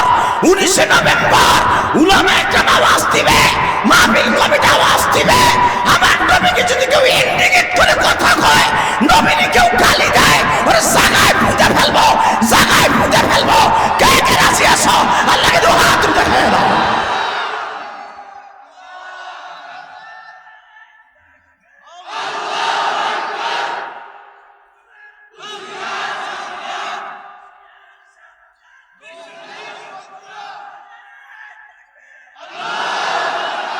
আল্লাহ আওয়াজটা কবুল করো।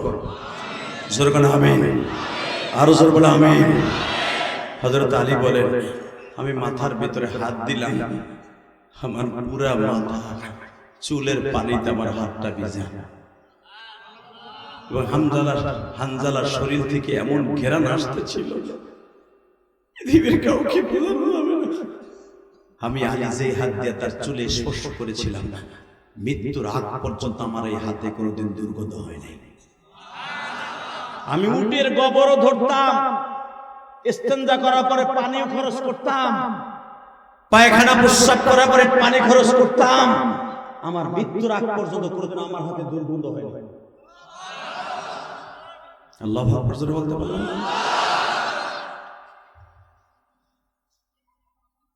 কষ্ট হতেছে, আমি দেখছি একটা চোখে পানি। এই মাহফিল দলিল দিয়ে গেলাম, এই 25 বছরের জীবনে যদি কোনো একটা দিন এমন নবীর ইশকের আগুন দিয়ে কলিজাটারে জ্বালায়, মনে রাখবেন প্রথম মানুষের চোখে পানি আসার আগে কিন্তু কলিজায় হিট লাগে। কথা বলে না কেন? এই যে মার জন্য কান্দেন, মারা গেলে বাপের জন্য কান্দেন, প্রথম কলিজায় লাগে, আরে আমার মা রে, মা তুমি এই খাটে ঘুমাইতো, মা এই জানালার কাছে বয়ে বয়ে আমার জন্য বয়ে থাকতে, আমার জাদু কোন সময় হইব, ও মা হাতটা ঠিকই আছে, তুই কই গো মা। এই কথাটা বলে প্রথম কলিজায় হিট লাগবে, এরপরে কলিজার হিটের আগুন দিয়ে জ্বালায়া চোখ দিয়ে বের হবে। এই মুসলমানের পোলা, নবীর ইশকের আগুন দিয়ে কলিজা পোড়াইয়া চোখ দিয়ে যারা বাইর করছেন, আমি কোরআন হাত রেখে বললাম, মৃত্যুর সময় অথবা আজকে রাত্রেই হতে পারে বিশ্ব নবী আপনার বালিশের কাছে বসা হতে পারে। হেদায়েত কখন কারে আল্লাহ কখন দেবে কেউ বলতে পারে না। কথা বলে না কেন? হেদায়েতের মালিক কে? এই পৃথিবীর সবচাইতে বড় মুয়াক্কিরে ওলি বানাই দিয়েছে, পৃথিবীতে সবচাইতে বড় কুস্তিবিদরে ওলি বানাই দিয়েছে। ঠিক না বেঠিক? জোরে কোন। এই আপনার জীবনে কত পোটলা গাঁজা খাইছেন, কত বেরেল, কত হাজার টন মদ খাইছেন, আপনার জীবনে কত পোটলা হিরোইন খাইছেন? কিচ্ছু না। যদি জীবনে একটা দিন চোখের পানিতে আল্লাহরে বুঝাই কইতে পারেন, আমি আর গুনাহ করব না, ইউবাদদিরুল্লাহু সাইয়্যাতিম হাসানা, আল্লাহ সে অপশন রেখে দিয়েছে। একবার আমার ডাক দিয়ে বুঝাই কয়ে দেখ, তোর জীবনের গুনাহ maaf করব তো করবই। ইউবাদদিরুল্লাহু সাইয়্যাতিম হাসানা, ওই গুনার জায়গাটারে আমি নেকের দ্বারা ভরপুর করে দেব। কিন্তু আমার সাথে ওয়াদা দিতে হবে আর গুনাহ করবি না। তুবু ইলাল্লাহি তাওবাতান নাসুহা। এবার জুনাইদ বাগদাদি কুত্তার সাথে ডেলি কথা কইতো। কি মনে করেন আপনি জুনাইদ বাগদাদি? কুকুর কি বলতো জুনাইদ বাগদাদি বুঝতে পারতেন। কুকুরের ভাষা যে বুঝতে পারে সে কত বড় বলি। আল্লাহু আকবার বলতে পারে না? আমাকে দেশে তো অলির অভাব নাই। জোট গ্যা মোট গ্যা মুসালা ওলালা সালা সব করে রয়েছে, সব বাইরে রয়েছে, এটা বলে অলি। কথা বল না কেন? ওইটার অলি কবার দুলাভাইরে বাপ কওয়ার সমান। ওই পাড়া আবার অলি হয়ে নেবে না, যে ল্যান্ড হয়েছে। মনে রাখতে হবে দুই ব্যক্তির কোনো হিসাব নাই, ডাইরেক্ট জান্নাতে যাবে। এ আল্লাহর ওলি, এ ভাই তুমি যাও না আনবো ফেসবুকের পার্টি, আমি বুঝছি তো। মারহাবা গো। ও যদি যায় না আমি অস্থির জামকা করে দিছি। আর লুঙ্গি টেনে ধরবে না, উঠতে গেলি ওর প্যান্ট প্যান্ট টাইনে খুলে এলাবে লাগে, খালি উঠে দেখ তুই। তোর বাপের মতো লোক বয়ে রয়েছে, তুই উঠে হাঁটা দেবে কি? ওই যে তোর মোতায় ধরছে, তোর মোতা দিনের আধা ঘন্টা পর মরবি। আমার জীবনে ঘটনাটা ঘটে গেছে। আনোয়ার ভাই, জোয়েল ভাই, আপনি মনে হয় বয়সের সমান সমান হবেন। জোয়েল আমার অনেক ছোট, আলহামদুলিল্লাহ বলে। 25 বছর যে বেটা বয়স করে, আর বয়স কষ্ট করতে পারে আন্দাজ করো। মারহাবা গো। দাড়ি মোছ পাকে না, আমার গোপাল বলে লাগে দেরি করে পাকে। এতে ভাইবেন না যাবে চ্যাংড়া। মারহাবা বলতে পারলেন না? শেখ হাসিনারও কিন্তু অর্ধেক পাকছে। এই মুসলমানের বললাম কি যেন কইছে, গোপাল বলে লাগে পাকে দেরি করে দেই না, কয়দিন কাঁচা মাছা থায়। কাঁচা থাকলে কি হায়াত কমে যাইতেছে না? খাবার দা তুই উঠবি, তোর আজকে কুরমুখী খালি দেখবি বেটা, খালি উঠে দেখতে খালি। আল্লাহু আকবার বলেন তো। সর্বময় ক্ষমতার মালিক কে? আল্লাহ আছে না? বিশ্বাস হয়? ডাক দেন তো আল্লাহর জোরে, একটা গলা ফাড়াইয়া জোরে জোরে জোরে জোরে জোরে জোরে। আল্লাহ দেখো কিভাবে তোমার ডাক দিছে, মাফ করে দিবা না? দেও না তুমি, দেও একটু মাফ করে দেও না। আল্লাহ এরা সব গুনাহগার, আমি একজন গুনাহগার। সবাইরে মাফ করে দিলে তোমার কেউ জিগাইব না কি লেগে মাফ করছে। আমার ওয়াজের বিষয় একটাই, যে আল্লাহ তুমি মাফ করে দিলে কেউ তোমার জিগাইবে। ঠিক না বেটি? জুনায়েদ বাগদাদি, মুসলমানের পোলা জুনায়েদ বাগদাদি কুকুরে যারা সালাম দিত, প্রতিদিন কুকুরের সাথে কথা বলতো। জুনায়েদ বাগদাদির জীবনের শেষ প্রথম শব্দ যেটা আপনারা শুনেন আলেম ওলামার মুখে, যে ঘটনা প্রসিদ্ধ, জুনায়েদ বাগদাদির কুত্তা একদিন জিগায়, এ জুনায়েদ তুমি দামি না আমি দামি? গু খাওয়া কুত্তাই জিগায় যে ডেইলি সকালবেলা লাঞ্চ করে আপনার পোলার পায়খানা দিয়া, আপনার নাতির জিলাপি বানানো পায়খানা দিয়া ডিনার করে। কথা কর না কে? জোরে কর। সেই কুকুরে জুনায়েদ বাগদাদিরে জিজ্ঞেস করে তুমি ভালো না আমি ভালো? জুনায়েদ বাগদাদি কয়, দেখ আপাতত কইতে পারতাছি না, আমি মরার পরে কইতে পারবো। আমি আর ওয়াজ না, আওয়াজ না দিলে ওয়াজ হবে। আল্লাহু আকবার কইতে হবে। যেটা কইলে সওয়াব হয়, জি কইলে তো সাইরেনের সওয়াব হয়। যেটা কইলে সওয়াব আছে ওইটা আবার কইবেন। রেডি? হে রাখো বইলে আন্দাজ আসবে। তুমি ভালো না আমি ভালো? জুনায়েদ বাগদাদি থেকে এখন বলতে পারতাছি না আমি ভালো না তুই ভালো, মরার পরে বলতে পারবো। তো আমি যদি তোর আগে মারা যাই, তাহলে আমার কাফনের কাপড়ের কাছে যে জিজ্ঞেস করবে জুনায়েদ প্রশ্নের উত্তর তো দিয়ে গেলি না। আর যদি তুই আমার আগে মারা যাস, তাহলে তারা বলতে পারবো তুই এমন ভাব করে দিস। আল্লাহর কুদরত, ওই কুত্তাটা রেখে গিয়ে দিছে কে? হ্যাঁ, জুনায়েদ বাগদাদির দিনের জীবনের শেষ সময়। জুনায়েদ বাগদাদির হাজার হাজার মুরিদ বাগদাদে, ইরাকে, তাকে নিয়ে যখন কাফনদারে পরাইয়া কবরস্থানে লয়ে যাবে, জানাজা কমপ্লিট হয়ে গেছে। জুনায়েদ আবার বলে গেছিলেন, আমারে কবরে নেওয়ার আগে একটা কুত্তাই আমার বিশ্বাস, পরে চান্স দিবি আমার সাথে কথা বলা। তাহলে বোঝা গেল ওলিরা মরে না, খাঁটি ওলিরা মরে না, আল্লাহর পাগলরা মরে না। ঠিক না বেটি?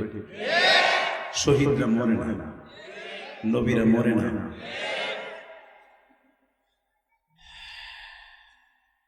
জুনায়েদ বাগদাদিকে কাফন পরে এইভাবে শোয়ায় রাখছে। এই এই কপাল পরা ছোট্ট বাচ্চা, ও বোঝে না, এই জন্য বড়রা ওর সাথে হাসে না। ওইটা দেখে হাসতেছে, মনে করছে এটা জানি কি, তুমি হাসো না। জুনাইদ বাগদাদিকে এইভাবে শোয়ে রাখছে। জানাজা শেষ, 4 জনে কান্দলে কবর রওনা দেবে। তার মুরিদরা চিন্তা করছে আহে না আহে না। উস্তাদ ডাকে গেছে, একটা কুকুর আসবে, কো আসে না কেন? উস্তাদের কথা তো মিথ্যা না, কেবল খাটবার চেষ্টা দেবে। কুত্তাটা আসমানের দিকে কানতে কানতে সামনে করতে করতে লাশের কাছে আসছে। কাপড়ের কাছে কান্না লাগাই দিয়ে কুত্তাটা উপরের দিকে ঘেউ ঘেউ করে 3টা ঢাক দিয়ে চলে যেতেছে। মনে রাখবেন, ওই কুত্তার আওয়াজ এক কুলির আওয়াজ আর এক কুলি ছাড়া কেউ জানে না। তাদের টেলিফোনের আওয়াজ আমার মৌলা ছাড়া এক কুলির খবর আর এক কুলি ছাড়া কেউ জানে না। কুকুর যখন যাইতেছে ঘেউ ঘেউ করে কানতে কানতে চিল্লাইতে রাতের অন্ধকারে তার খাস মুরিদ স্বপ্নে দেখে জুনাইদ বাগদাদি ওই কুকুরের জবাবের স্বপ্নে দেখাইতেছে। কুকুরকে আমি কি বলেছিলাম জানো সানোয়ার? কুকুর আমাকে জিজ্ঞেস করছিল, তুমি তো বলে গেলে না তুমি ভালো না আমি ভালো। আনোয়ার স্বপ্নের ভিতরে বলে, শেখ আপনি তো আমাদের কাছে বলে গেলেন।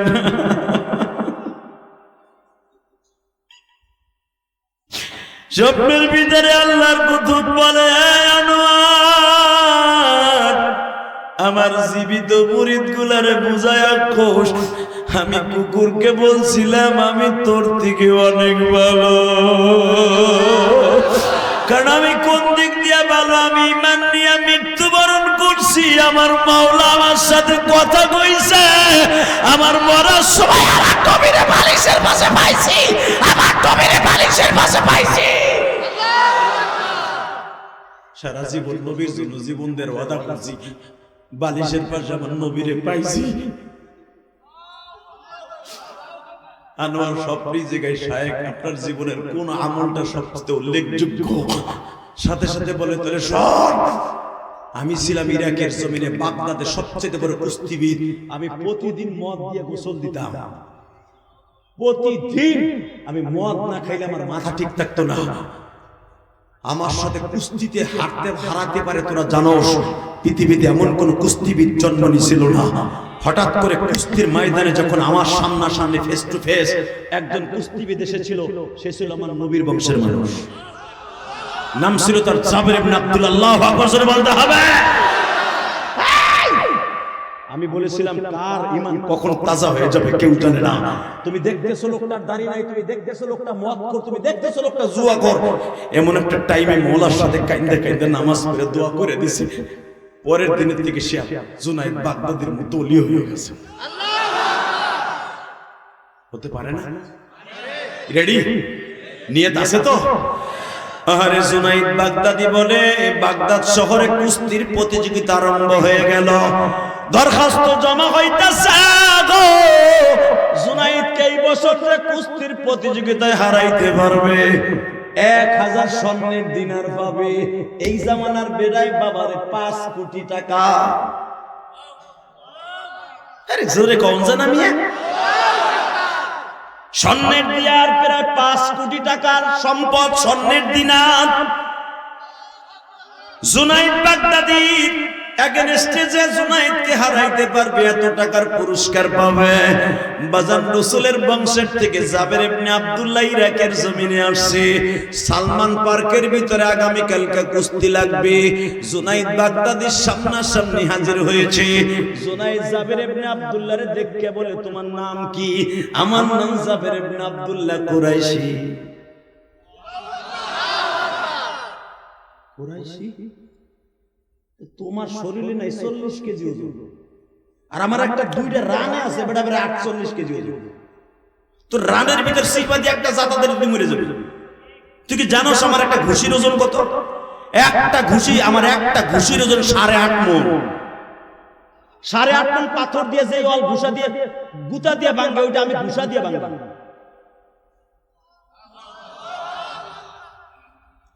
তুমি আমার একটা ঘুষা সহ্য করতে পারবে? তুমি তো জায়গায় ব্রেক হয়ে যাবে। হে জুনাইদ, আন্নাল কুওয়াতা লিল্লাহি জামিআ। কোরআনের আয়াত পড়তেছে আন্নাল কুওয়াতা লিল্লাহি জামিআ, ক্ষমতার তাপস দেখাইস না। আন্নাল কুওয়াতা লিল্লাহি জামিআ, সর্বময় ক্ষমতার মালিক কিন্তু সে। তুই আমারে বলতেছিস আমার গায়ে 40 কেজি ওজন, এক ঘুষা দিলে মরে যা। ইহু ইউমিতুহু আলা কুল্লি শাইইন কাদির, মারার মালিক তুই না, মারার মালিক যিনি, জীবন দেওয়ার মালিক তিনি। আয় তোর সাথে লাগবে, তারপরে দেখা যাবে। জুনায়েদ বলে তোমার নাম ঠিকানা ঠিক মতো দিছি তো লাশ পেটা পাঠানোর জন্য? হ্যাঁ দিছি।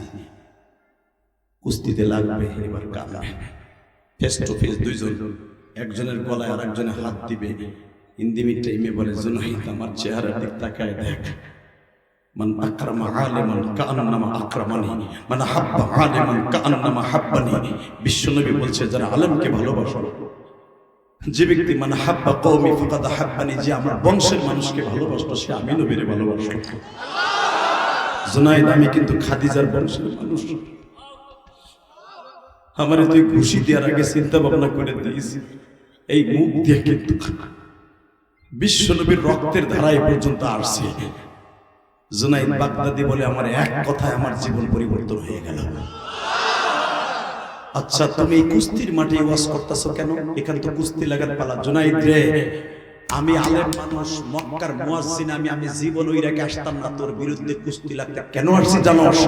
মাইয়াহদিহিল্লাহু ফালা মুদিল্লা লাহু ওয়া মাই ইউদ্লিলহু ফালা হাদিয়া লাহু ওয়া লান তাজিদ লাহু ওয়ালিয়্যান মুরশিদা। এই জুনায়েদ, হেদায়েত দেওয়ার মালিক আল্লাহ। দুইজনের জন্য দোয়া করছে আমার নবী, ওমরের জন্য আর আবু জাহেলের জন্য। দোয়া সকালবেলা কবুল হয়েছে ওমরের পক্ষে। তোর মতো আর একজন কুস্তিবিদ এখানে আছে, তার জন্য আমি আসি নাই, আমি আসছি একমাত্র তোকে হেদায়েত দেওয়ার জন্য। তুই যদি আশিকে রাসূল হয়ে থাকোর জীবনে, তোর জীবন আজকে পরিবর্তন করার সময় জোনাই, তুই যদি আমার আজকে জিতায় দেস, তুই যদি সমস্ত অহংকারকে ধূলিসাৎ করে দিয়া নবীর প্রেমের মানুষটাকে যদি মালা গলায় দিতে পারোস, রাতের অন্ধকারে বিশ্বনবী দেখা দিবা, নবী তোরে খুশি করে দিয়ে যাবে। জুনায়েদ বাগদাদি বলে আমি যে কুকুরের সাথে কথা বলতাম, আমার পীর সাহেব জীবনের প্রথম জুনায়েদ। এই জুনায়েদের পীর হলো ওই বক্তা যে কুস্তির মাঠে আমাকে ওয়াজ শোনাইছিল। হতে পারে ইলিয়াসুর রহমান জিহাদি 25 বছরের বক্তা, তোমার জীবন আল্লাহ পরিবর্তন করে দিতে পারে। টাকা ওই দিকে যুবক এখন সিল্লাবি আর কান্দি। জুনায়েদ বাগদাদি বলে তোমার জিতাই দিলে নবী আমার সাথে দেখা করবে। কয় হ্যাঁ, নবীর হাদিস যদি সত্য হয়, মানে হাব্বা কওমি ফাকাদ হাব্বানি, যে আমার বংশের মানুষকে ভালোবাসে সে আমারে ভালোবাসে, নবীর কথা যদি সত্য হয় তোর সাথে দেখা হবে। জুনায়েদ বাগদাদি বলেন মার আমারে ল্যাং। একবার দুইবার তিনবার ল্যাং মেরে যখন ফেলে দিল, গ্যালারির সালমান পার্কের গ্যালারি ইরাকের কেউ মেনে নেয় নাই। এটা মানি না, মানবো না। কেন? জুনায়েদ বাগদাদি একটা পাতলা খানের সাথে পরাজয় বরণ করলো। জুনায়েদ বাগদাদির চোখটা বন্ধ করে বলতেছে তুমি তো এখন 1000 দিনার নিয়ে চলে যাবো। আমার এই 32 বছর বয়সের জীবনে কোনোদিন আমার কেউ জমিনে পিঠ ঠেকাইতে পারে নাই, তুমি আমার পরাজয় বরণ করে পুরস্কার হয়ে গেল। যাইবার সময় আমার কিছু দিয়ে যাবো না। বাজার নেবার চিল্লাবার কান্না জুবা,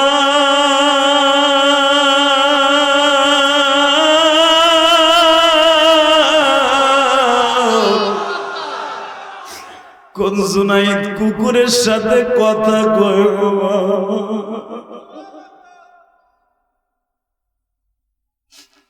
জুনায়েদ বাগদাদির ওই যে পীর জাবের ইবনে আব্দুল্লাহ কুরাইশি মুখে লালা দিয়ে শাহাদাত আঙ্গুল দিয়ে লিখে গেল, নবী গো আপনার ওয়ারাসাতুল আম্বিয়ার ভালোবাসা এত বড় গেলানি, এত বড় অপমানের গেলানি ইরাকের জমিনে বরণ করলো।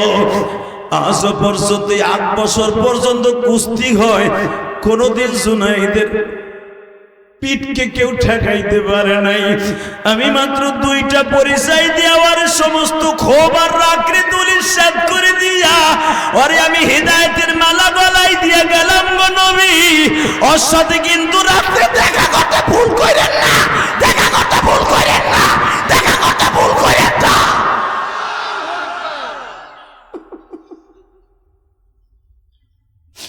যে বলে ভুল করেন না দেখা করতে, হে আবার কেমন হলি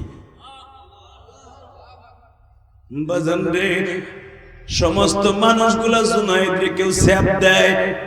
ও বাজান, বাংলাদেশের ক্রিকেটাররা যখন বাবা ইন্ডিয়ার সাথে পাতানো খেলায় বাবা ঠগে, পাকিস্তানের সাথে সেমিফাইনালে ঠগে, সাকিব আল হাসান এত ভালো খেলে, মাশরাফি এত ভালো খেলে, অমকে ভালো খেলে, যখন ওরা ঠইগে আসে দেখবা ওগো গাড়িতে পচা ডিম মারে, কেউ আবার পলিথিনে প্রস্রাব কইরাও মারে। এ কথা বলে কেন? পুলিশ পাহারায় বাসায় পৌঁছাইতে হয়।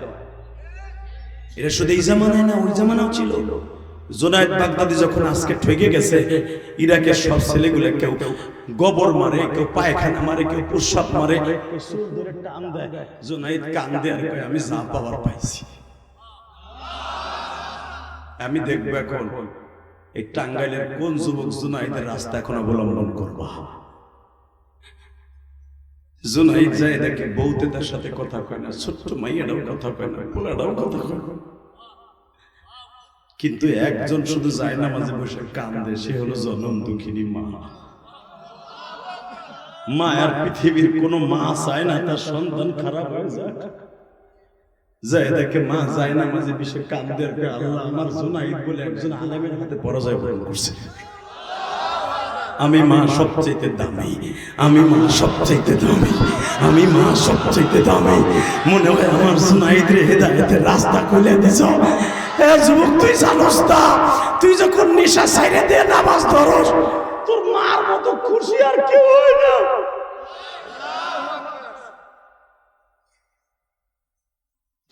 ওই মা সবচেয়ে ব্যর্থ যেই মা তার সন্তানকে দেখে নেশা করে। ঠিক না বেটা? জোরে কহ। মা বাবা নেশা করতে পারে, সন্তান নেশা কর হোক, এটা কোনোদিনও চায় না। বাজান এবার আমার দিকে তাকাও। জুনাইদের মা যায় নামাজে বসে কান্দে, তুমি বুঝি আমার জুনাইদকে কবুল করছো মালিক?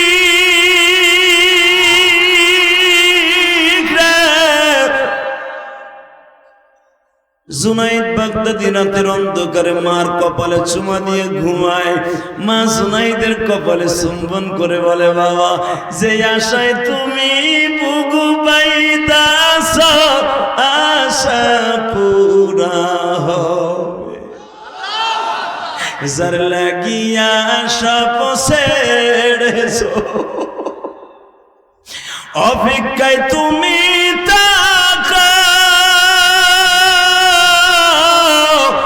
এতিম নবী তোমার সাথে দেখা দিব। কবিতার ভাষায় বলে, তার মা বলে নবী তোর সাথে দেখা দিবে, তুই এতিম, তুই এতিমের সাথে দেখা দিবে। ও মা, সত্যি দিবে মা? জুনাইদ বাগদাদির মা জুনাইদের চাদর গায়ে দিয়ে ঘুম পরে রেখে গেল, এখন কান্না।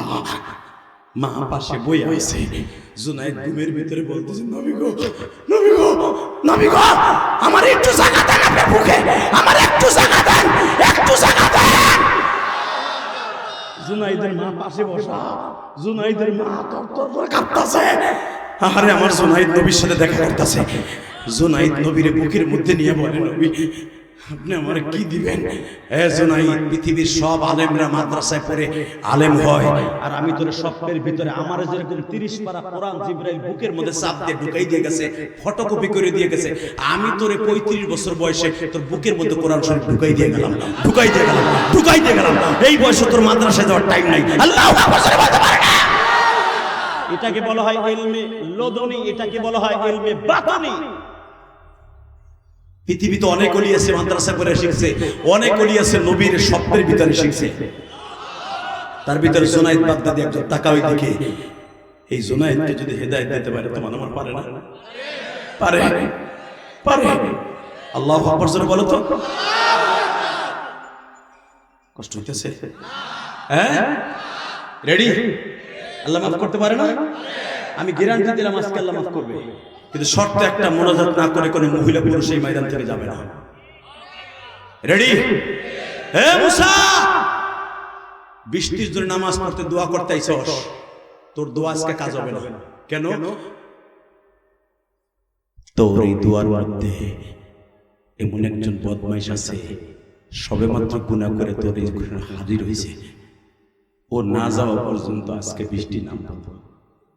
তোর ফেরাউন তো ফেল করছে, বৃষ্টি দিতে পারে নাই, তোর পালা, কিন্তু তুইও পারবি না। ওই বদমাইশ না ওঠা পর্যন্ত কন্ত এখন যদি মুসাও না দিতে পারে, মুসার ফেরাউন একদম হয়ে গেল না, নাউজুবিল্লাহ। মুসা আলাইহিস সালাম বলে, আল্লাহ আমি এখন কি করবো, ফেরাউনের কাছে বৃষ্টি পাইয়া পায় নাই চাইয়া, যদি এখন আমার কাছে আইসা যদি আমি না দিতে পারি, তুমিও তো মিথ্যাবাদী হয়ে যাবো। তাহলে ওরে উঠা, ওই বদমাইশ উঠা, ও ফেরাউনের বাহিনী উঠা, যদিও তোর কাছে কালেমা পড়ছে মুনাফিক, উঠা ওরে, ও গুনাহ করে আইছে, উঠা। বাজানরে মুসা পয়গম্বর চিল্লায় আর বলে, তুমি কে গো? আমি তোমারে উঠতে বলছি।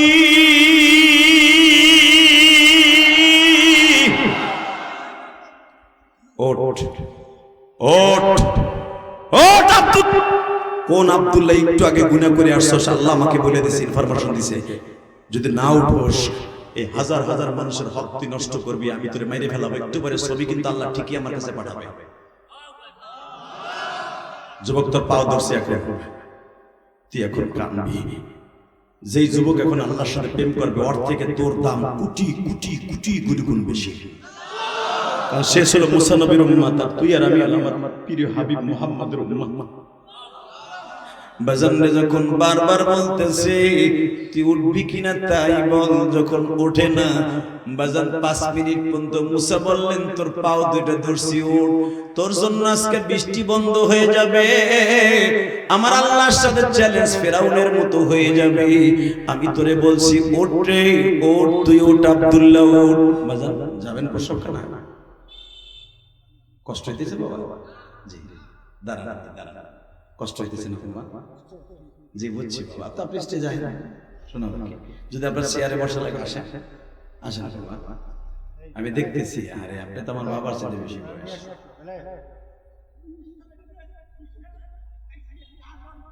আলহামদুলিল্লাহ, আসেন আসেন আসেন আসেন, আলহামদুলিল্লাহ বলে বাজানের চেয়ার, একটা যুবক ভাই চেয়ার ছেড়ে দিয়ে আমার বাবাকে বসতে দেন। এই বয়স পর্যন্ত আমি ইলিয়াস রহমান জিহাদি পাবো কিনা জানি না। মুরব্বীদেরকে সম্মান করবেন, রব্বে কারিম আপনার সম্মান বাড়ায় দেবেন। আমার বাবা 2 ঘন্টা বসে রয়েছে, বসতে পারতেছে না, আমি বুঝতেছি মাজার ব্যথা, হাঁটুর ব্যথা, মনে পারতেছে না, এই জন্য চেয়ারে, এই জন্য তাকে একটু জায়গা করে দিলাম। কি খারাপ লাগছে আপনাদের? আর মাত্র 3 মিনিট কথা বলবো। খামোশ খামোশ। 9:30টায় বয়ান শুরু করছি, এখন 11:30টার বেশি বাজে। শুধু আপনাদের 2টা পাও ধরে বলছি, আমার এই দীর্ঘ সময় মেহনত করার পিছনে শুধু 2 ফোঁটা পানি দেখতে চাই, আর কিছু। আমি একটা মা হারা সন্তান,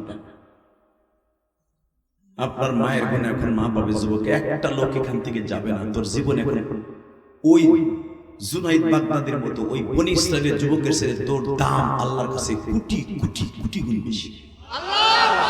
এবার প্রমাণ হয়ে যাবে যখন মুসা আলাইহিস সালাম বলতেছে ওঠ, তোর পাও ধরছি, ওঠে না। ওই যুবক মাত্র 1.5 মিনিটের ভিতরে আমার মাওলার সাথে কথা বলে ফেলেছে। আল্লাহ আমি জানি একটু পরের আগে মুসার কাছে আমার ছবি পাঠায় দিবা। আমারে মুসা ধরে এমন ধরে আসার মারবে, আমি মারা যাব। আমারে মাইরা তোমার লাভ কি গো? আমি তওবা নাসুহা করলাম, আমি আর জীবন ওই পাপের কাজটা করব না। যেই পাপের কথা মুসা বলল, ওই পাপটা তো আমি করে আসছি। আল্লাহ তুমি আমার মাফ না করলে আমার তো দ্বিতীয় একজন আল্লাহ নাই, তার কাছে যে হাত পাইতে যাব।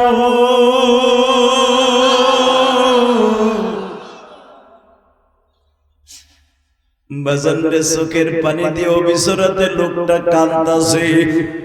মাত্র 1.5 থেকে 2 মিনিটের মাথায় মুসার কাছে জিবরাইল আসিয়া কয়, মুসা ওই গ্রামের দিকে তাকাও, বৃষ্টি আরম্ভ হয়ে গেছে। মুসা তাড়াতাড়ি করে গাঁটটি বুসকা বাঁধলো, এখানে বৃষ্টি নামবে। বাজান মুসা পয়গম্বর মেজাজ গরম হয়ে গেল, একটা মানুষ উঠলো না অথচ বৃষ্টি নামা আরম্ভ হয়ে গেছে। আল্লাহ কেমন হলো, তোমার কথা তো এরকম হয়ে গেল। আমার আল্লাহ বলে, মুসা রে আমি আল্লাহ কেমনে সহ্য করব?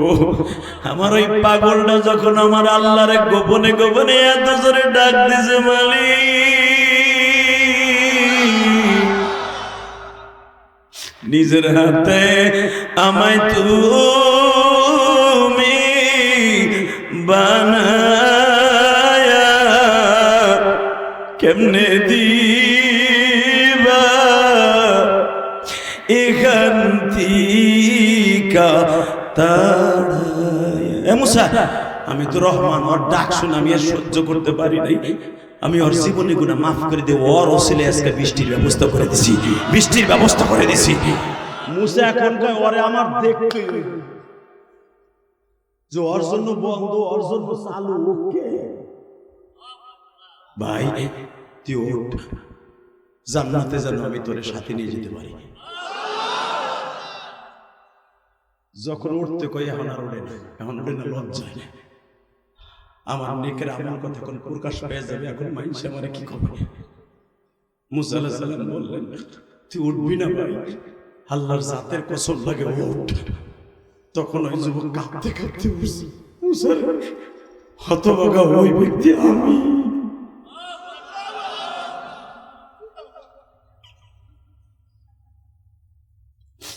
ভাই তুই কি দিয়ে তওবা করছিলি? মুসা তুমি কি জানো আমার গুনার পরিধি কি? আমি একটু আগে আমার মায়ের বৈজ্ঞাই মাজমায় আইছিলাম। আমি এই মাজমার থেকে বলছি, আমি যাই আমার মার পাও ধরে কাঁদবো, আল্লাহ তুমি মাফ করে দেখো আমারে আমি কি করি। আমি তওবায় নাসুহা করে ফেলেছি মুসা, আমি তোমার সাথে পরে কথা বলবো, আগে আমার মার কাছে যাই মুসা। আমি আমার মার কাছে যাই, আমার মার কাছে যাই, আমার মার কাছে যাই। যাই দেখে মা সেজদায় বইয়া কাঁদে, কারণ মায়ের ঠিক করে দিছে আল্লাহ তোর ছেলের আমি মাফ করছি, এখন তুইও মাফ কর, তুইও মাফ কর। ভাই তোর পাও দুইটা ধরছে, পৃথিবীতে যদি কাউরে মা মাফ করে দেয় ওর মতো ওলি আর কেউ নাই।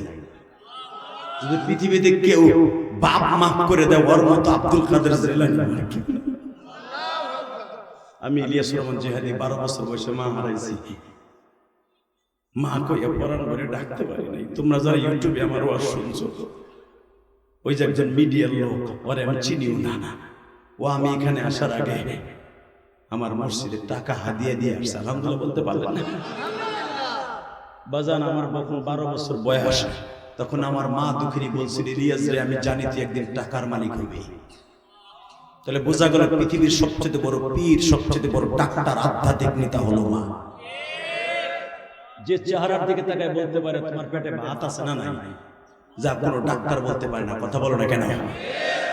আমার মা আমার পীর আমার বলছিল, ইলিয়াস তুই একদিন টাকার মালিক হবি, কিন্তু আমি মাথা করব না। কিন্তু তুই আল্লাহরে খুশি করার লাগে একটা মসজিদ বানাবি, আমি মান লাগে একটা এতিমখানা বানাবি। ওই তোফাজ্জল ভাই আমার বাড়ি গেছে, জিজ্ঞেস করে দেখবা। আমি ইলিয়াস রহমান যদি 4 কোটি টাকা খরচ করে একটা মসজিদ বানাইছি কেরানীগঞ্জ। তোমরা সবাই জানো আমার পরিচয়। আমি জীবনে বিগত সরকারে কত এমপি মন্ত্রী ছিল, তারা জানতো আমি তাদের বিরোধী না। আমি বাংলাদেশে কোনো দলের বিরোধী না, আমি কোনো দল করি না, কিন্তু কোরআনের বিরুদ্ধে যারা কথা বলবো ওদের বিরুদ্ধে আমি আছি। এই মুসলমানের বলা, আমি কোনো এমপি মন্ত্রীর কাছে যে 10টা টাকা নিয়ে আমি মসজিদ করি নাই, শুধু আপনাদের মতো গরিবের টাকা দিয়ে আমার এই রক্ত পানি করা পয়সা দিয়ে মসজিদ করছি। 2 তলা আমি কমপ্লিট করেছি, আমার বাড়ির সাথে সুন্দর করছি মসজিদ। 3 তলার কাজ চলতেছে, 5 তলা করে আমি কবরে যাব। আলহামদুলিল্লাহ বলে আলহামদুলিল্লাহ। আমার জীবনের কোনো আশা নাই, শুধু একটা কথা বলে দিয়ে যাব, ধরবে সরো। আমি কি আমার লাগে করতেছি ঘোড়ার ডিমের ফেসাল করো? আমি শুরুতেই বলছিলাম মজদাওয়াত দেশ, আমার মন মতো আমার কথা বলতে দিতে। আলহামদুলিল্লাহ বলেন। একমাত্র এই গজবের কারণে আমি ওয়াজে আসতেছি না, কোনো মাদ্রাসার প্রোগ্রামে, জানেন আপনি? আমি তো জানি এরা কি চাইবে, ওরা কি ঘোড়ার ডিম চাইবে, তার থেকে বেশি দিব আমার আল্লাহ। কথা বলেন না কেন? আমি এই যে মাদ্রাসা মসজিদ করছি, জিজ্ঞেস করতে পারে কোরআন ধরে বলছি, আমি জীবনে কারো কাছে বলিনি আমার এক বস্তা সিমেন্ট দিবেন। আমি জানি আমি বান্দার কাছে চাবো, আমি আল্লাহর কাছে চাবো। 4 কোটি টাকা বাড়ির ধারে কথা নামি না, এই যে নাকাতে জিজ্ঞেস করবা, যদি 100 টাকার বান্ডিল হয় তুমি 10 বয়ে দান বয়ে নিয়ে যাইতে পারবে না তোমার বাইরে। 4 কোটি টাকা বাড়ির ধারে কথা না, এই স্যাপ দিয়ে গুইনা গুইনা আল্লাহর ঘর করছি, একটু জ্বালা পড়ে নাই ভিতরে, আল্লাহর জাতের কসম করে। কারণ কি জানো, ওটা আমি যা করছি কোটি কোটি টাকা দিয়ে জায়গা কিনা এটা করছি আকাম, আর বাড়ি গাড়ি যা করছি টাউন ওটা হলো আকাম, এইটা হলো কাম, আর যা করছি ওগুলো আকাম। এই যে মাদ্রাসা যারা করছে এরা করছে কাম, আর বাড়ি ঘর যা করছে ওটা হলো আকাম। কথা বলো না কেন? আমার নবী যদি ইচ্ছা করতেন স্বর্ণের খাটে ঘুমাইতে পারতেন কিনা, স্বর্ণ দিয়ে বাড়ি করতে পারতেন কিনা? কিন্তু নবীর যুগ আর এখনের যুগে এক না। যদি আমাদের এখন টাকা পয়সা হয়, বাড়ি গাড়ি না করলেও এটা কিপটা করে কিপটা। এজন্য এই যুগ আর নবীর যুগ এক না, এখন করতে হবে, কিন্তু ওই ঘর করব না যেই ঘরের ভিতরে আমার আল্লাহ আল্লাহ রাসূল থাকবে না, যেই ঘরে মানে ছবি দিয়ে ভরা থাকবে না, ওই ঘর আমি করি না। আল্লাহু আকবার জোরে বলতে পারো না? আমি ইলিয়াস রহমান জিহাদির জনম দক্ষিণে মায়ের দোয়া নিয়ে মসজিদ করেছি, মাদ্রাসা করেছি। আমি কাউকে বলি নাই, কোন এমপি মন্ত্রীকে বলি নাই। কত এমপি মন্ত্রী মেয়ে আমাকে বাসায় বয়ে থাকে দাওয়াতের লেগে, জীবনে কোনোদিন বলি নাই 10 টাকা আমার মসজিদে দিয়ে যান। হ্যাঁ, আমি ওয়াজ করে রক্ত ঘাম ঝরানো, শীতের মধ্যে ঘাম ঝরানো পয়সা দিয়া আল্লাহর ঘর করছি একমাত্র একটা কারণে, এই কোরআন বুকি নিয়ে বলে গেলাম, কোরআন ধরে কেউ মিথ্যা কথা বলে না, যেন আমার মায়ের হক আমি আদায় করতে পারি। আমার মা বলছিল তুই একটা মসজিদ বানাই, আমি তিলে তিলে করে করছি যেন আমার মাকে আল্লাহ মাফ করে দেয়। 2011 সালে আমার বাবাকে নিয়ে আমি হজ করছি, আল্লাহ আমার 17 থেকে 18 বার মক্কা মদিনা নিয়েছে। আমি কোনো ট্রাভেলসের মালিক নেই এবং কারো টাকায় আমি হজে যাই নাই, উমরায় যাই নাই। যখন বাংলা লাগে মানুষ সিঙ্গাপুর যায়, অস্ট্রেলিয়া যায়, কক্সবাজার যায়, আর আমি ঘুরতে যাই আল্লাহর রাসূলের দেশে। আলেমুল আমার টাকা হইলে ওইখানেই যায়, আর কোথাও যায় না। আলহামদুলিল্লাহ বলতে পারলেন না? এই মুসলমানের পোলা বছরে 3 বার 4 বার আল্লাহ আমাকে নেয়, শুধু একটা পাও ধরে বলে যাব। আমি আমার বাবাকে 2011 সালে যখন হজে নিয়ে গেলাম, কাবা ঘরের সামনে খাড়া করে আমার আব্বা বলছিলাম, আব্বা তুমি যদি আমার মাফ করে দাও তাহলে আমার ওয়াজের ভিতরে কাজে লাগবে, আর তুমি মাফ না করলে আমার ওয়াজে কেউ কানবো না। আমার আব্বা এইভাবে দোয়া করছিল। ওই 11 সালের পরে আমি আর হাসির ওয়াজ করি নাই। এইভাবে আমার আব্বা কাবা ঘরের সামনে বলছিল, স্বর্ণের দরজার সামনে দাঁড়ায়, আল্লাহ আমার ইলিয়াস যত মাহফিলে যাবে প্রত্যেকটা যুবককে তুমি কান্দাবা। এই যে প্রধান অতিথি কান্দে, সভাপতি কান্দে, কেন কান্দে? এটা আমার ক্রেডিট না, এটা আমার বাবার দোয়া। আমার এলেমের বাহাদুরি না, এটা আমার বাবার দোয়ায় কান্দতো, আমার মায়ের দোয়ায় কান্দতো। যার অ্যাকাউন্টে মা বাবার দোয়া আছে, পৃথিবীর কিচ্ছু লাগবে না, পৃথিবীর কিচ্ছু লাগবে না। দুনিয়ার এমন কোন জেলখানা নাই ওরে ওই জেলখানায় আটকায় রাখতে পারে যেই জেলখানার ভিতরে মা সারাই নিয়ে আসবে মায়ের দোয়ায়। দুনিয়ার জেলখানা যদি সে আবদ্ধ না হয়, আখিরাতের জেলখানায় আবদ্ধ হবে না। 30টা সেকেন্ডে বলবো, ওই বাবা মায়ের কাছে দোয়া চাওয়ার দরকার আছে না নাই? 30টা সেকেন্ডে দাঁড়াবা, আমি তোমার বন্ধু বানাবো। যেই যুবকের বাবাই মাঠে আছে, যেই যুবকের বাবাই মাঠে আছে, বলো তো, যেই যুবকের বাবাই মাঠের মধ্যে আছে যে হুজুর আমার আব্বাই মাঠে আছে, ওই যুবকগুলো দাঁড়াও। যাদের বাপ এই মাঠে আছে তাদেরকে আমি দাঁড়িয়ে বলছি দাঁড়াও। কার কার বাপ এই মাঠে আছে? হুজুর আমার আব্বা এই মাঠের মধ্যে বসে আছে, আমিও বসে আছি। দাঁড়া দাঁড়া, তুই এখন বাইজিদ বুস্তামি হয়ে যাবি, কলিজার ভাই আমার। দাঁড়াও দাঁড়াও কলিজার ভাই আমার, দাঁড়াও আমার কলিজার টুকরা ভাই, দাঁড়াও। যেই ছেলেগুলা দাঁড়াইছে বাপগুলা দাঁড়ান, বাবাগুলা দাঁড়ান, বাপগুলা দাঁড়ান। আপনি দেখেন না আপনার ছেলে ডাইনি ভাবে তাকায় দেখেন আপনার ছেলেটা দাঁড়ায় গেছে। আপনি দাঁড়ান বাজান, আমার কলিজার বাবা দাঁড়ান। কার কার বাবা আছে? আপনার কথা বলতে হবে না। কার কার বাবা আছে? দাঁড়ান, আপনার ছেলে দাঁড়াইছে, ডাইনি ভাবে তাকায় দেখেন। বাইজিদ বুস্তামি যদি 1 গ্লাস পানি দিয়ে সারা রাত দাঁড়িয়ে থাকার কারণে সে ওলি হতে পারে, তোমার ছেলের 1 গ্লাস পানি লাগবে না, শুধু তোমার চোখের 1 ফোঁটা পানি লাগবে। যদি কোনো বাবা তার ছেলেকে এখন কোলে নিয়ে বুকের মধ্যে নিয়ে মাফ করে দেয়, যুবকটি একটা দৌড় দিয়ে তোর বাপরে বুকে নিয়ে কাঁদতে থাকবি, আমি বলার আগ পর্যন্ত বাপরে নিয়ে বসবি না। আমি বললাম তোমার বাবার এক ফোঁটা পানি যদি চোখ দিয়ে পড়ে যায়, আমি কসম করে বলতে পারি তুমি ওলি হয়ে যেতে পারো। পৃথিবীতে বাবার দোয়ার চাইতে মার দোয়ার চাইতে কোনো দোয়া বড় হতে পারে না। আমি আমার বোনদেরকে বলবো তোমার মা কাছে থাকলে মাকে নিয়ে দাঁড়াও, একটা দৌড় দিয়ে ধরো বাবাকে, কাঁদতে থাক যুবক, কাঁদতে থাক, চিল্লাই চিল্লাই কাঁদবি, তোর বাপরে বলতে থাক আব্বা তুমি বাপটা করলে বলে আবার দোয়া কবুল হইব না, এই রাত 11:30টার দোয়া বলে কবুল হবে না।